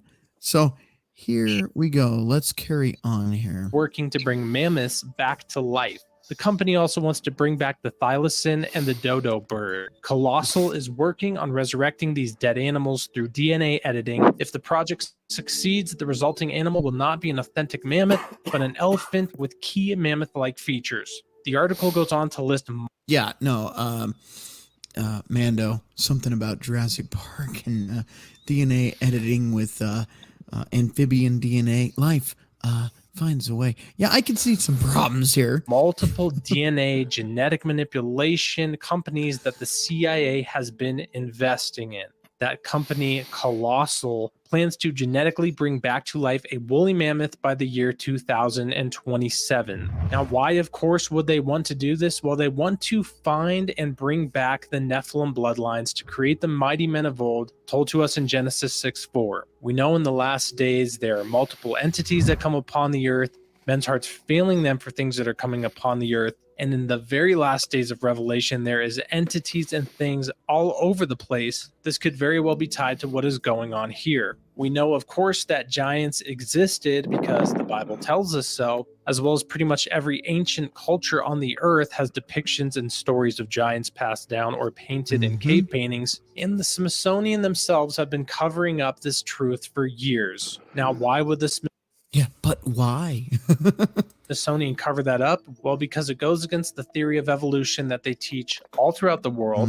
It would prove the Bible really to be true, bring a lot more validity to it. as well as when they get these very highly sought after bones from the giants, the offspring of the Nephilim, you can be sure that they're selling them to high up people in high levels of prominence within governments and religious organizations around the world, including some of these companies that are probably trying to extract the DNA to bring them back to life. A great Instagram page, if you use Instagram, is Giants of Ancient America, where they document hundreds, at this point over 1,000 news clippings from around the world of old news clippings of the discovery of giant bones. Here's one from Egypt, 1988, 60 giants discovered ranging from 8 feet to 11 feet tall. Another one from Russia, 1901, talking about a giant skeleton discovered nearly 10 feet in height. And another article from 1922 from Indiana, referencing a skeleton of huge proportions, well over 6 feet in height. So we know these giant beings existed, the Nephilim and their offspring. We can pretty much say beyond a shadow of a doubt, in my opinion at least, that people are seeing something in the woods around the world. We don't know what it is. And also, in my opinion, again, these people going missing in national parks without a trace seem to have some sort of supernatural connection to their disappearance. And this giant slash super soldier slash entity of some sort could be responsible. And that's the angle I'm looking at here. And you can't talk about missing people in national parks without mentioning Missing 411 and the work of David Paulides. If it weren't for him and his work, this subject wouldn't even be on the map for 99.9% of us. I'll link. So here's what I want you to consider watching this video tonight. I cannot confirm nor deny any of this. I have never seen Bigfoot or a giant in my life yet. I mean, I've got a ways to go. Who knows? But for now, I have not seen these things myself. Have other people seen these things? Yeah. Do I believe them? Yeah. I've seen some things that people could look at me and say, nah, man, that didn't happen. But I've seen it. I was there. Like I said, I had friends with me that saw it with me. So were we all crazy at the time? I don't know. None of us were under the influence of anything. So I believe what these people are saying regarding these sightings. Now, is Bigfoot a Nephilim? I don't know. I can't tell you. What I can tell you is that it is very wise to keep your mind open to the possibility of things. As we addressed in the first half of the show, there are biblical references to this, and most religions point to the same thing. So whether or not, and this is a touchy subject, but whether or not you're Christian, there is evidence in just about every culture historically that these things existed. Could they still exist? Yeah. Now, you're probably asking yourself, well, why aren't they just walking out in front of us? I can't tell you that. What I can tell you is if I wanted to go undetected and I was in a big forest, I could probably pull that off. Just saying, especially if I knew the territory better than you. But just something to keep your mind open about. Is there some connection biblically to these things that people are seeing now? Jeffrey would probably tell you 100%, absolutely. And I'm starting to agree, man. Again, I haven't seen it myself, but I can't deny it because the things I've seen, you'd call me crazy. And I wouldn't blame you, man. The world has a lot more out there going on than we're being told. Bottom line. Anyway, let's finish off this video. You guys had a couple other topics you wanted to bring up, but we're getting late in the stream, so I don't know if we'll get to it. I'll try. No promises, though, but let's finish this up. Link to David Paulides' YouTube channel in the description below. Lots of good information there. I recommend you check it out, as well as he just released a documentary, and I highly recommend that as well. It was very good. I also, in this video, don't want to talk about any specific case of a missing person, but we know at this point there's hundreds and hundreds of cases of these people who just seemingly disappear And I want to point out a few of these characteristics. Many times these disappearances are happening in geographical clusters, near bodies of water, near granite. Now, some of the strangest characteristics are sometimes these people are found in areas that have been searched multiple times, as well as the canine units that are used often become confused, can't find a scent, or the scents just disappear. Tracks. Crusader, you said you're involved in this. Can you speak to that at all?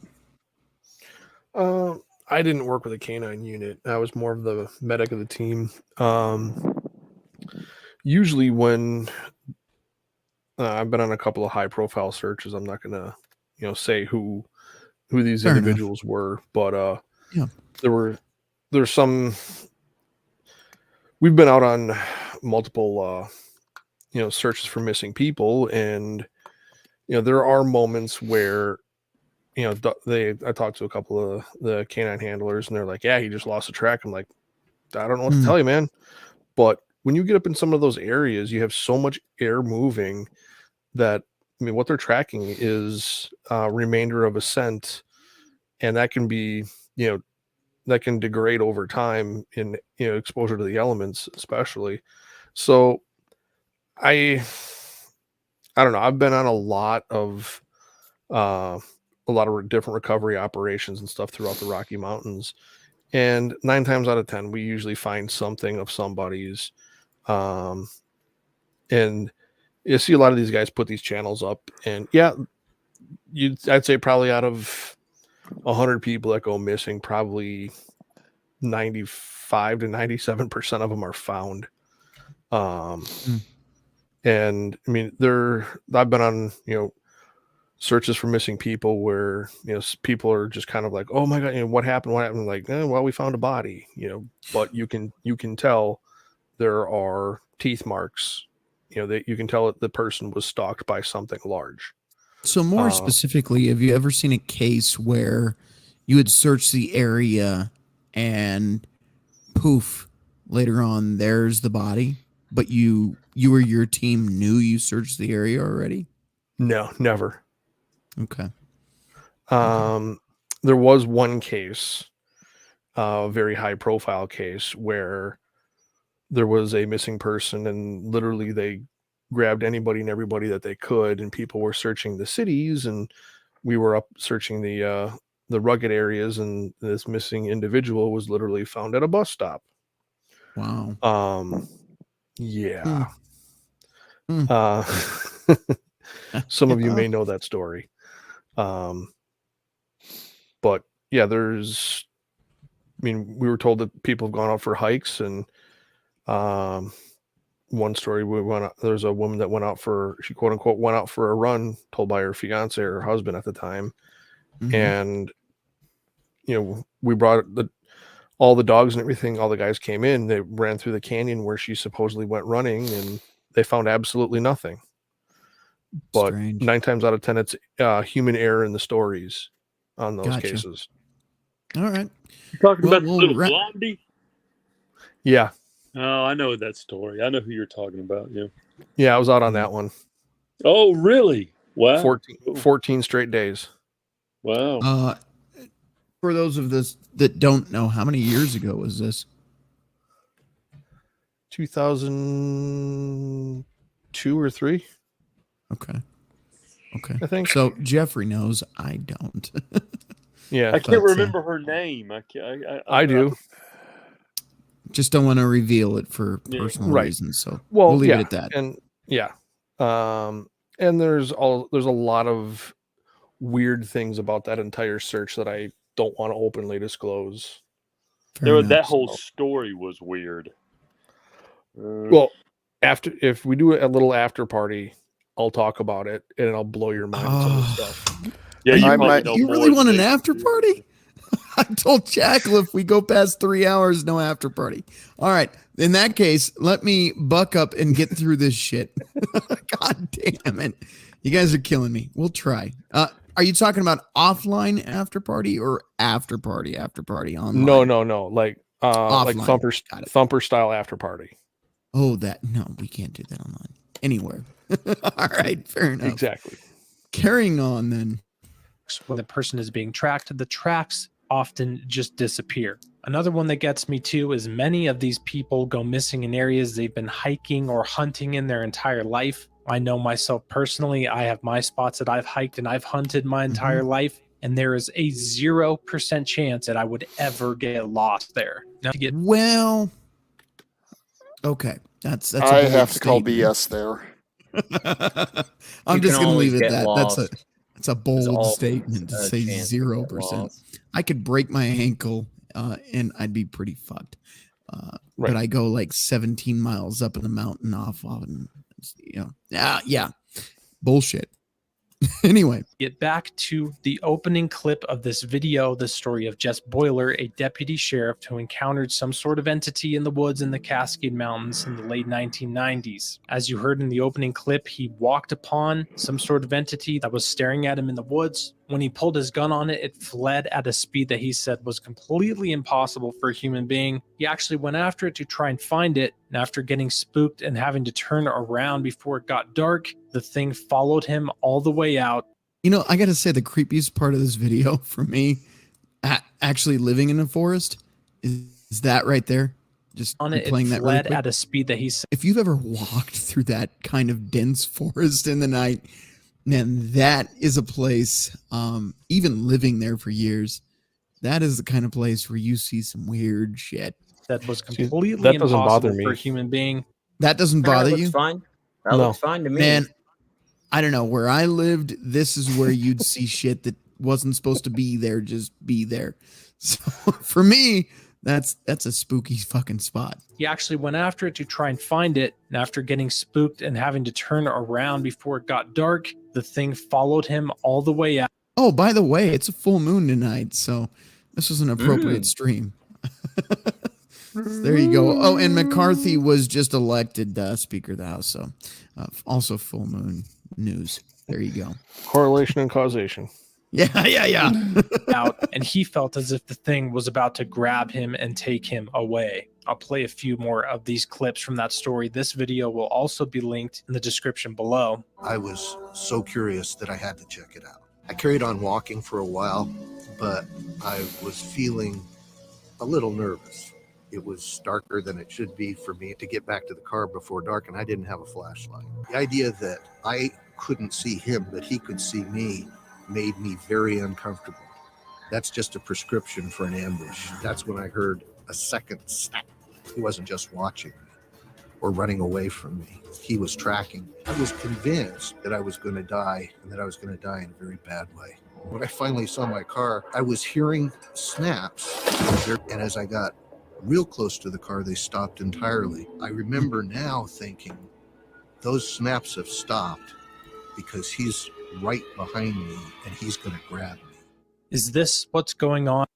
I don't know, man. I've had similar experiences fucking around. This is after high school. I keep my stories as short as I can, but we fucked around going out to properties with haunted stories, and guy kills his whole family, that kind of thing. Me and my buddies, we went out there. We heard the snapping stuff. I don't know. I think the thing just tries to scare you off. I don't think it's trying to kill you. But that's my experience. I don't know. I think when you hear shit like that and it's unexplainable, you can hear the snaps. They're right behind you, but when you look, there's nothing there. The thing's just trying to get you to get the fuck out of there. Like, this is not a place for you. You don't belong here. You don't respect this part of property. You know what I mean? On a spiritual level, it's just saying, get the fuck out. That's the best way I can put it. In our national parks, is there some sort of entity that's lived on from the Genesis 6.4 era? Is it something that even our own government or the governments around the world have been gene splicing and creating and releasing into the woods, as referenced in that super soldier video? Or is there some other supernatural phenomenon going on that is tied to the UFO phenomenon, or some other thing maybe involving portals or something?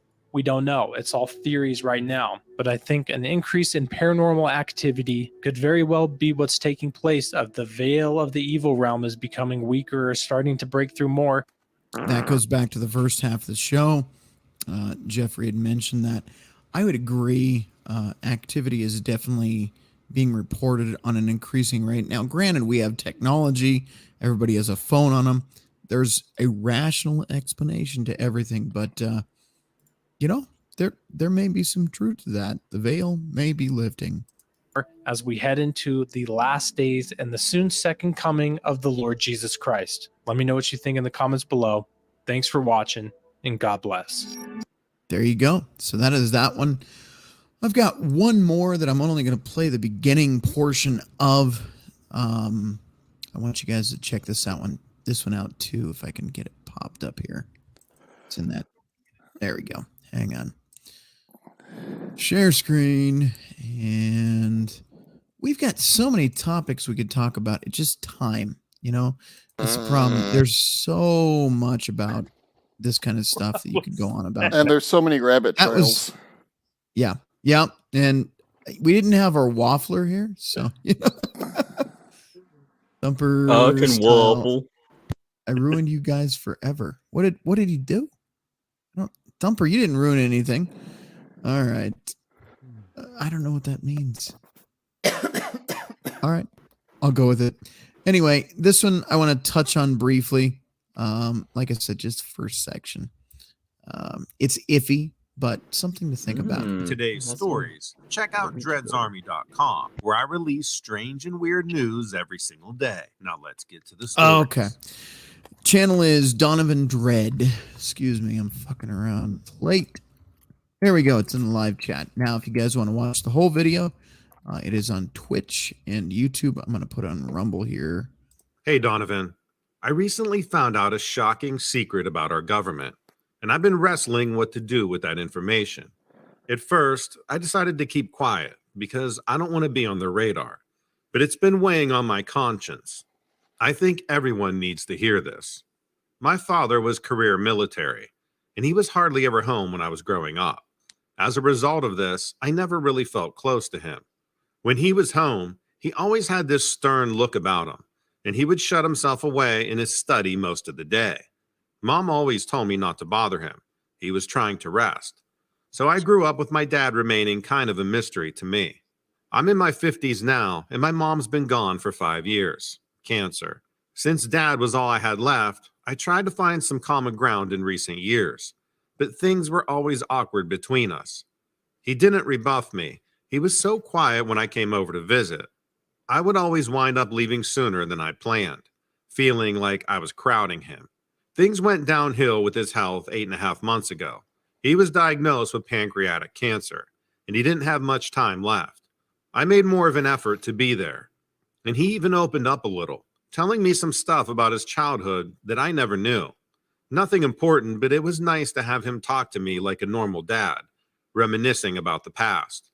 I'm thankful we finally bonded a little before he passed 42 days ago. My dad made the decision to spend his final days at home. I took a leave of absence from work so I could be there with him at the end.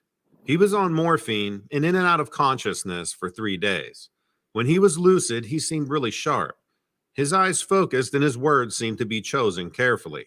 What I mean to say is the things he decided to tell me during this period were not ramblings of a man on drugs.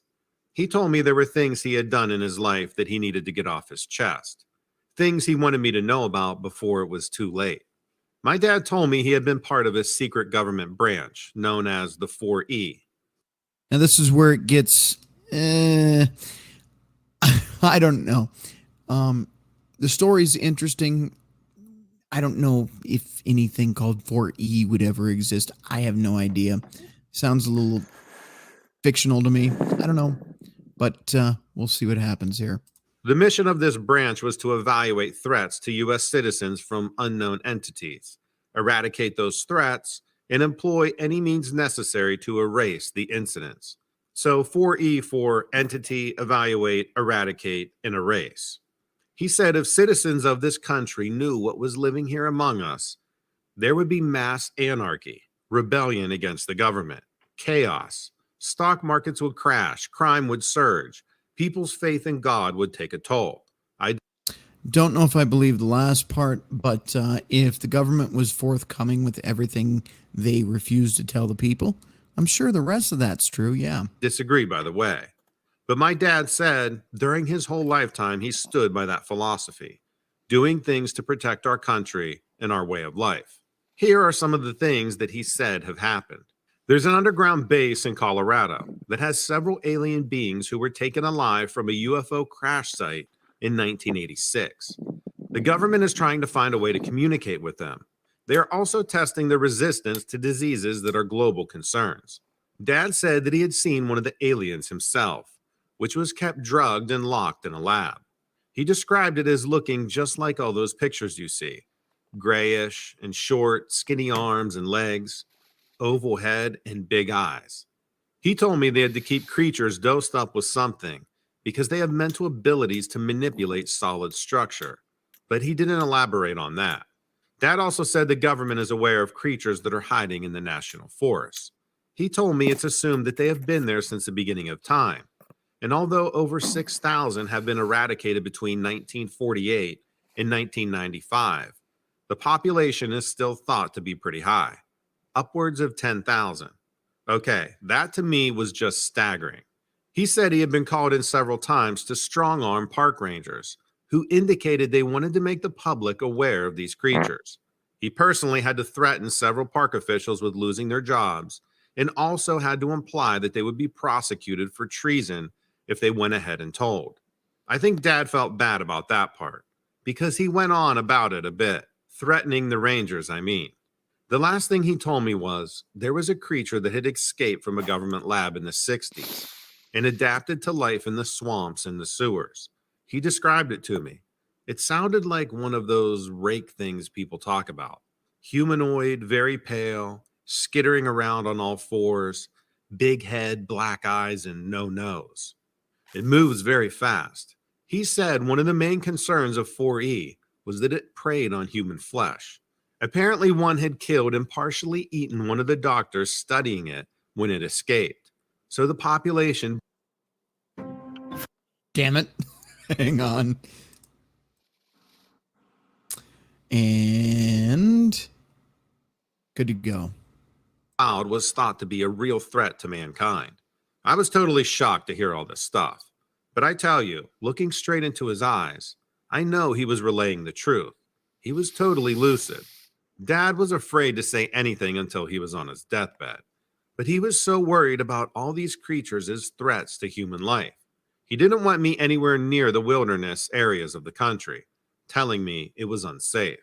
He said that there are thousands of disappearances in the national parks that are hushed up when the 4E comes in and deems one of these creatures responsible. If a body is found, the story leaks before they can cover it up. They say it was a bear or mountain lion. But if it's just a disappearance and they think it was one of these creatures, they cover it up. The story never gets publicized.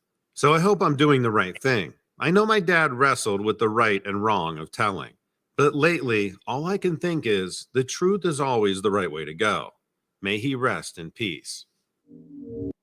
All right, so that is all we'll cover on that video. You guys can watch the rest if you follow the link in the live chat on Twitch, Rumble, or YouTube.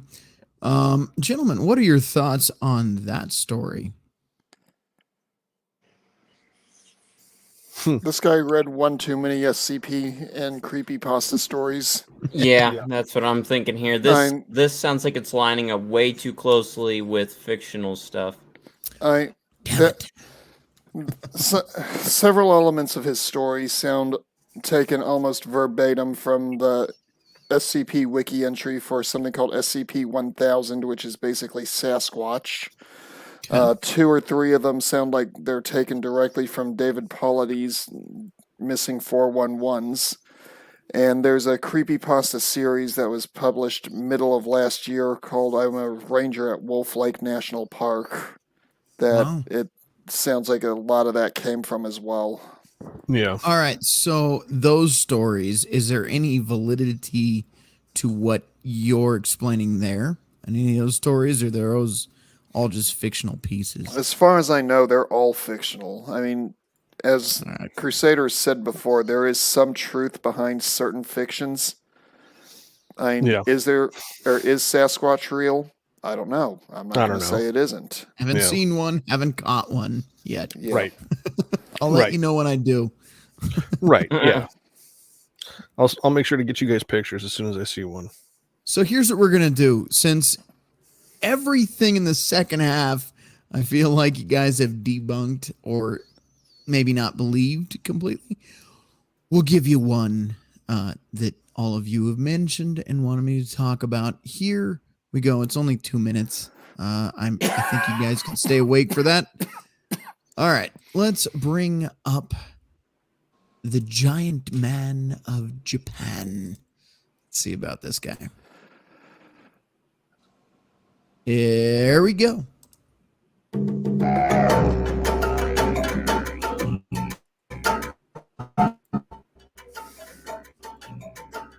I don't know, man. Looks like a giant man to me. Oh yeah, that's fake. Oh yeah, look at the feet.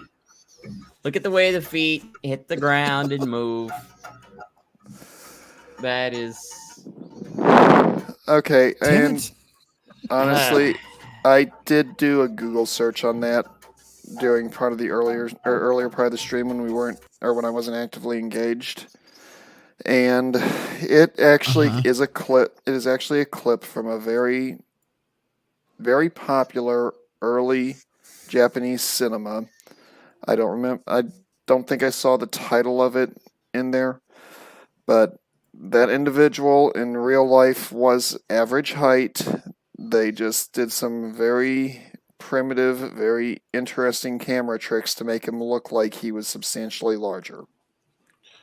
You sons Predecessor of to bitches. Billy Von Baum with a deep fake. yeah, that's a deep fake. Well, hey, Yeah. I tried, man. Come on, I tried here. Hey, no, nothing wrong with that. I've seen it. If we've made any of you think tonight that are watching this now or in the future, maybe you go out in the national parks and you see something that you can't explain. Here's what I recommend. First of all, bring a good camera with, a long focal length where you can actually get good footage. Then record it. Make sure you have extra batteries that are charged, and And a please witness. film them. Send them bring and a a witness. 2 or 3 witnesses, and then And a gun. email. No, wait, maybe email Observe and that to report. Red. Hush! Email that to RedPillRhino@hotmail.com. I want your first-hand account dealing with Nephilim, aliens, Bigfoot, Sasquatch. That's Bigfoot.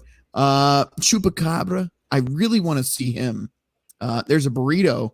Local guy makes burritos. It's called the Chupacabra. Thing is awesome. I'd love to see the actual Chupacabra. Hang on, Rhino. You've seen the Chupacabra on national television multiple times. Nancy? No, Hillary. Oh no! All right. Why, I'm why just do you think? Why do you think it's referred to as Arkansas? Oh my god! Look, all I'm saying, if you guys have footage that you can't explain, that isn't you cutting out a UFO and putting on your window and saying, "Oh my god, I see a UFO," don't do that shit to me. But send something legitimate to RedPillRhino@hotmail. I know, old school here.com. And you're more than welcome to come on the show and talk about it. But please don't bring footage of Hillary or Pelosi or any of that. I don't want it. Deep Save fakes that and for Nancy. Polska Bob. God damn it. Okay, Look, hang on. How go would ahead. that be for a make pop puke? Give him something that's supposed to be the Chupacabra. Only it's a coyote that's been deep faked with Hillary's face. Oh, Jesus. Well, you saw how Pop came unglued when I sent that Tess Holiday pic to Blake. All right. So have I convinced anybody on the panel tonight? Probably not, but I'm trying. No. Have I convinced fuck you? Have I convinced anyone else that there are things among us that we can't explain? Anyone? No. Anyone? All right, I'm going to try harder next time. I don't know if I understand the question. Okay. Well, Have has any of the footage or stories or anything we have talked about tonight made you think maybe there's something more out there that can't be explained? Or have all of these been bullshit stories? No, I don't think everything's bullshit. No. All right. Crusader, has all this been bullshit? Well, there are creative liberties taken in a lot of these stories. Is there a grain of truth behind a lot of this stuff? More than likely. Is the information we've gone over enough to change my mind of what I think? No.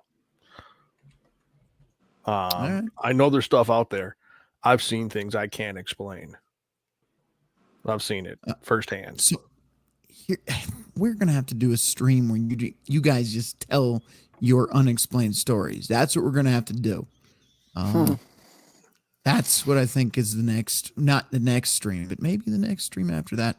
MGTOW Mando, have I made you a believer of the unexplained tonight? Well, first of all, I've always been interested in the unexplained in general. Fair However, none of the stories that we've discussed this evening say convincingly are true, nor can I say they're convincingly false. There's not enough evidence.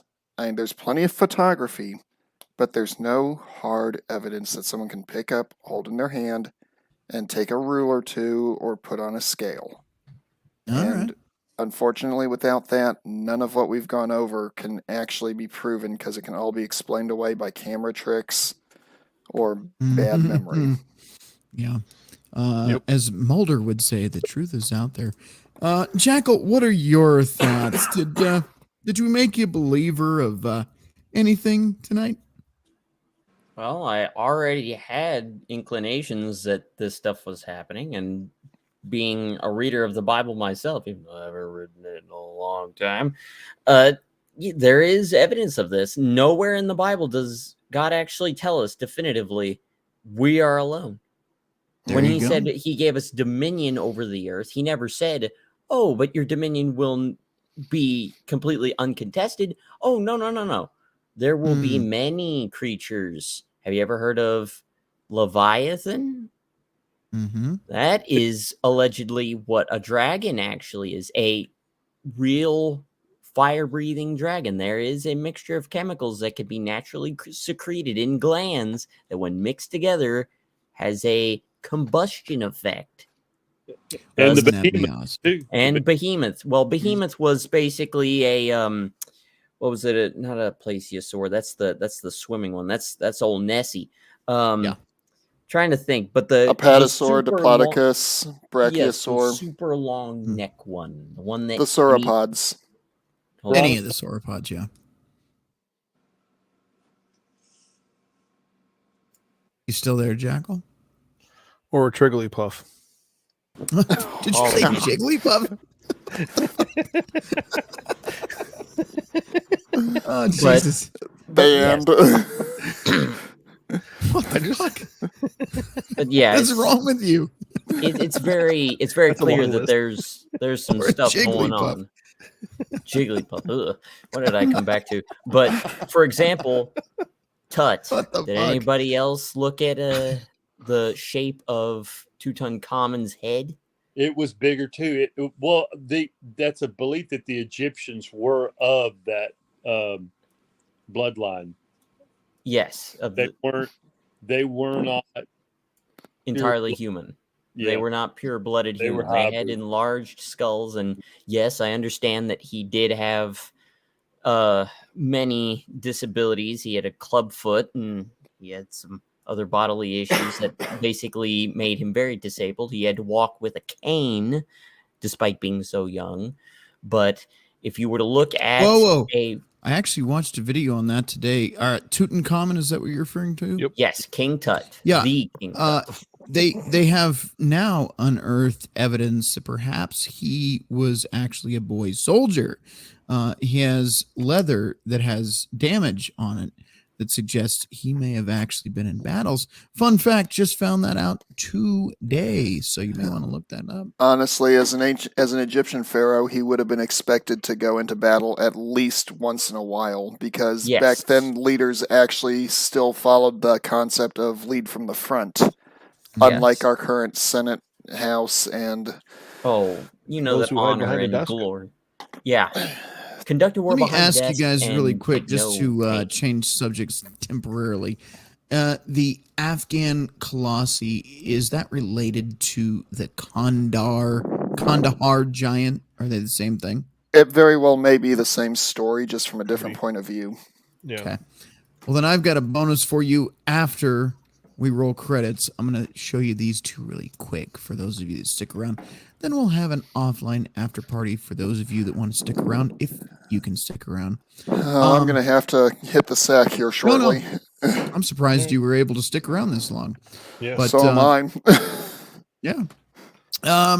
In that note here, I will drop the link for some of you sweaty fat fucks that may want to join the after party.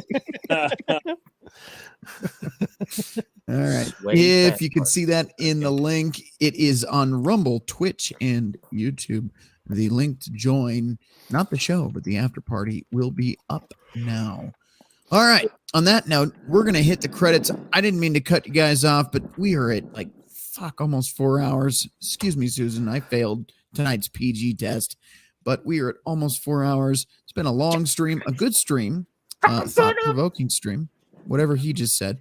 We're gonna let it go. Quick question, Rhino, before you kill it. Any idea what the next stream is likely to be themed on? No, I absolutely know what I want to do at the next stream. I talked to you about it. Replica and real dolls. Okay.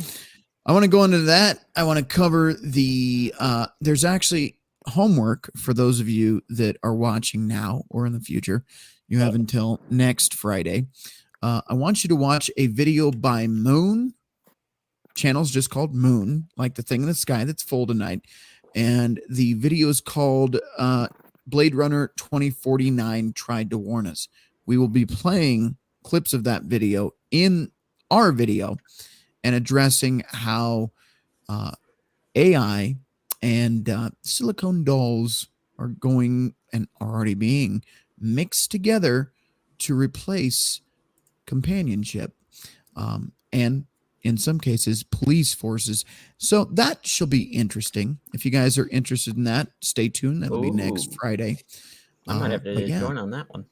Yeah, we've got some future dystopian AI shit. I won't completely commit to that one. Cyberpunk 2077, anyone? Basically. Remake Battlestar Galactica.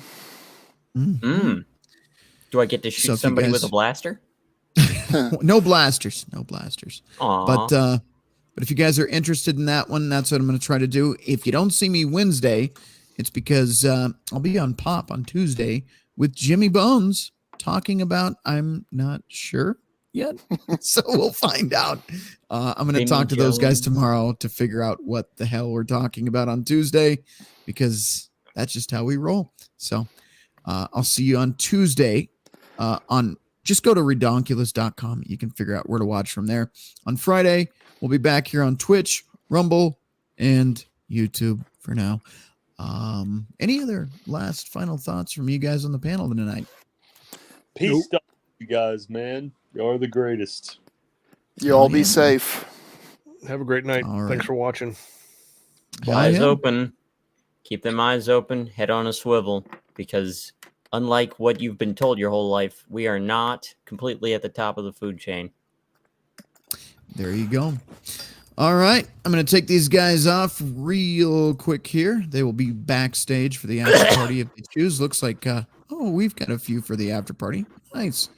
Very cool. There is one person that joined. I don't see your device is connected. You're going to have to tell me in the private chat who you are, sir. But the after party offline will commence shortly. Anyway, thank you guys for watching. I appreciate you so much. Welcome to 2023. It's been weird already. But I am going to take the weekend off to do the birthday thing, which is basically sit on my ass and commit to nothing for the next 2 days. That's my goal. As you get older, I feel like that's the goal. I'm not going to do a fucking thing this weekend versus, are you excited for your birthday? What are you going to do? I'm going to sit on my ass, watch TV, and not give a fuck. That's what I'm going to do. Maybe I'll get some cake if I'm lucky, if I've been a good boy this year. Anyway, I will catch you guys later. If you feel like donating, you like the channel, you like the show, keep us free from Susan's clutches. The links are in the description. It is Cash App $RedPillRhino or PayPal.com/PayPalMe/RedPillRhino. I'm going to take us out with the credits, and then there's bonus material for those of you that stick around. So that's my new thing. We'll see. But that is just going to be a short little deal here. Anyway, I will catch you guys.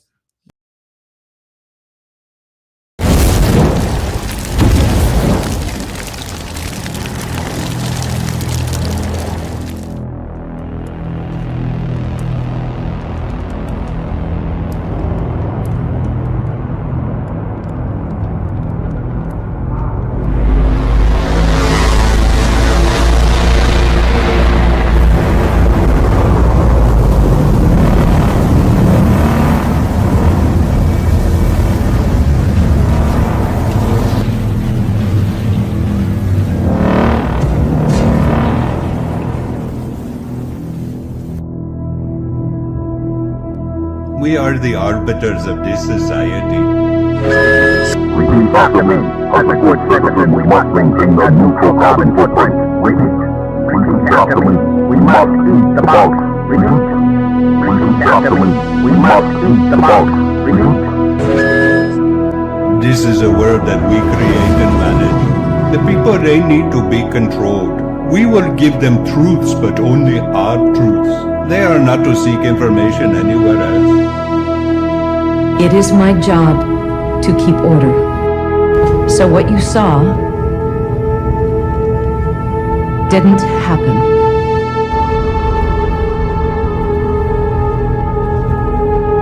Erase everything.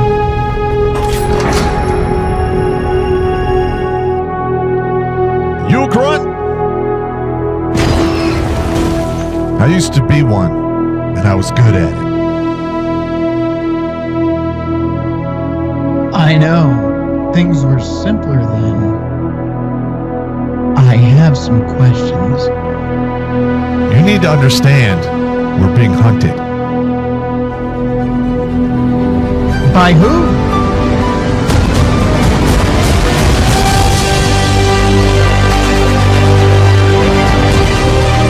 Bring him to me.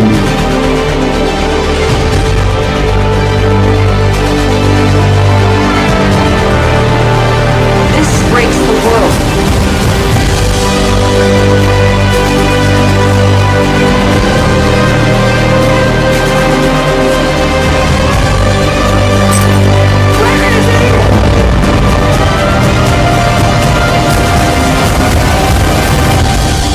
Your story isn't over yet.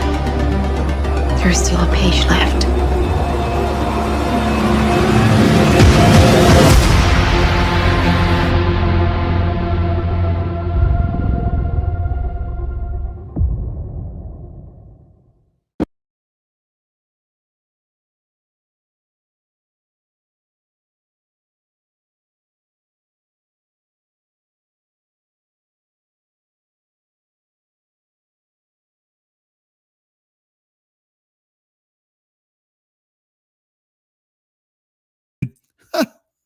I'm not muted now. All right, now you can hear me. I was going to say the guys backstage are going to hate me. Bear with me, gentlemen, but I do promise a little after party to the guys that stick around. But I want to show you something. We may make an entire stream on it because I know the guys were excited about this, but we just ran out of time. Let me present the screen to you so you can see what I see. Here we go. This could be our next video topic. So this is regarding the Kandahar giant, if I'm not mistaken. I'll just show you part of this video. And if you guys want this for another topic for another night, let me know and we will do a video on it. After 3 years of intense military training, I had become a Navy SEAL, joined my first SEAL team, which was SEAL Team 2 in Virginia, and I had joined my platoon, my 25-man platoon. We had gone through all this additional training at the team to prepare for deployment. And here I was 3 years to the day, almost exactly, from when I went to boot camp, getting ready to deploy as a Navy SEAL to Afghanistan.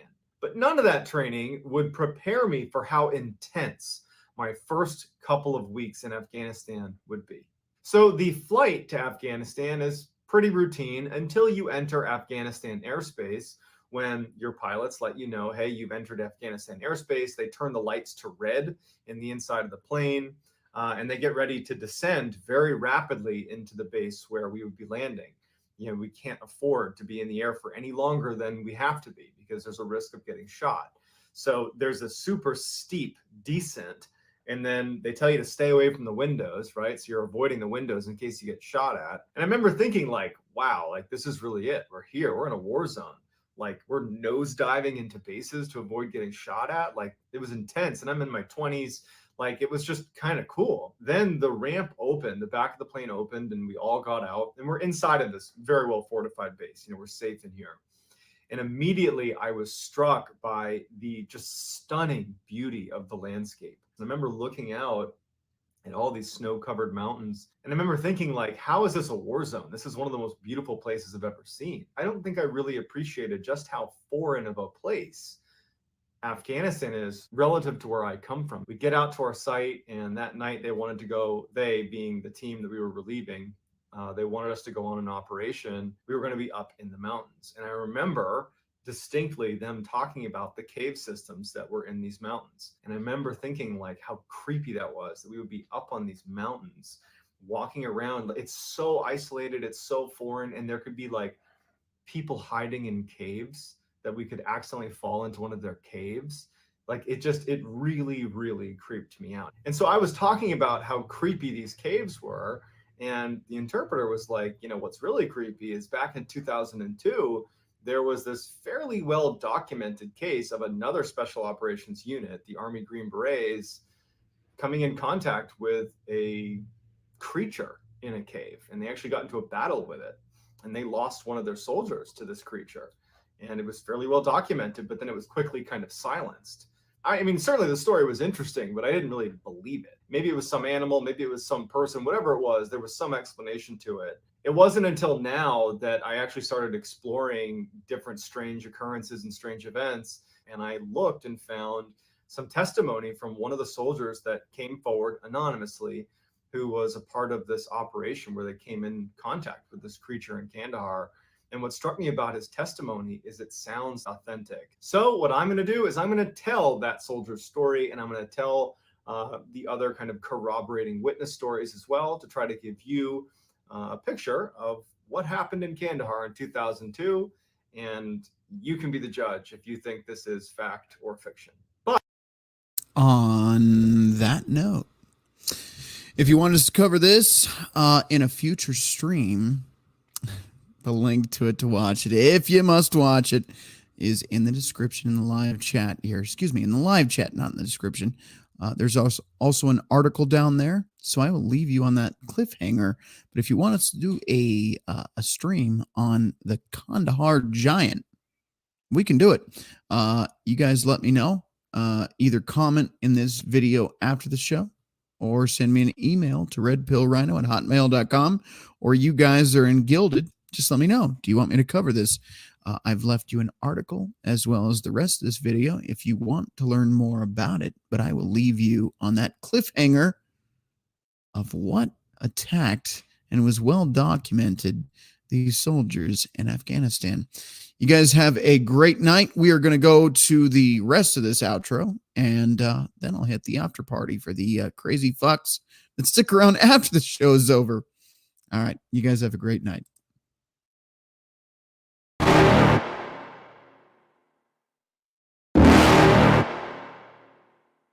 You're never gonna make it, you're not good enough. There's a million other people with the same stuff. You really think you're different? Man, you must be kidding. Think you're gonna hit it, but you just don't get it. It's impossible, it's not probable, you're irresponsible. Too many obstacles, you gotta stop it, yo. You gotta take it slow, you can't be a pro. Don't waste your time no more. Who the fuck are you to tell me what to do? I don't give a damn if you say you disapprove. I'm gonna make my move, I'm gonna make it soon. And I'll do it cause it's what I wanna fucking do. Cause all these opinions and all these positions, they come in millions, they blocking your vision. But no, you can't listen, that shit is all fiction. Cause you hold the power as long as you're dreaming.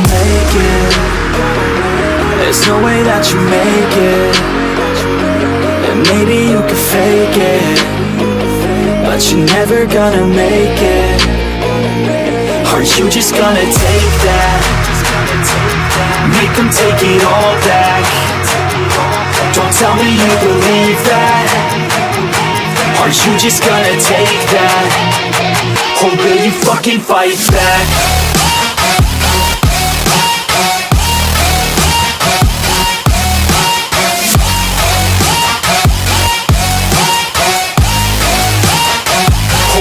Fucking fight back.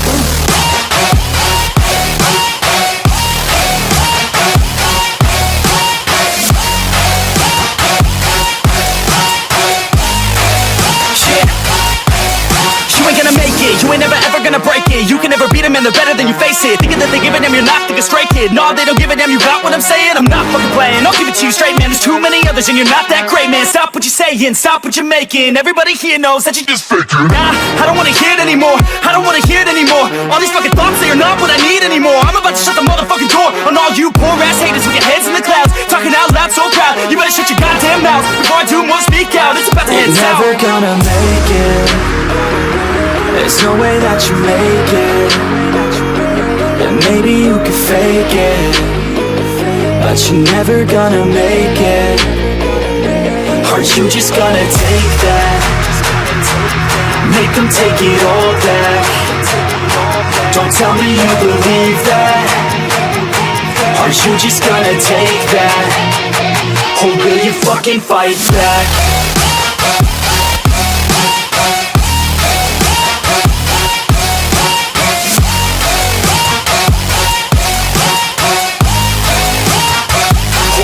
Fucking fight back.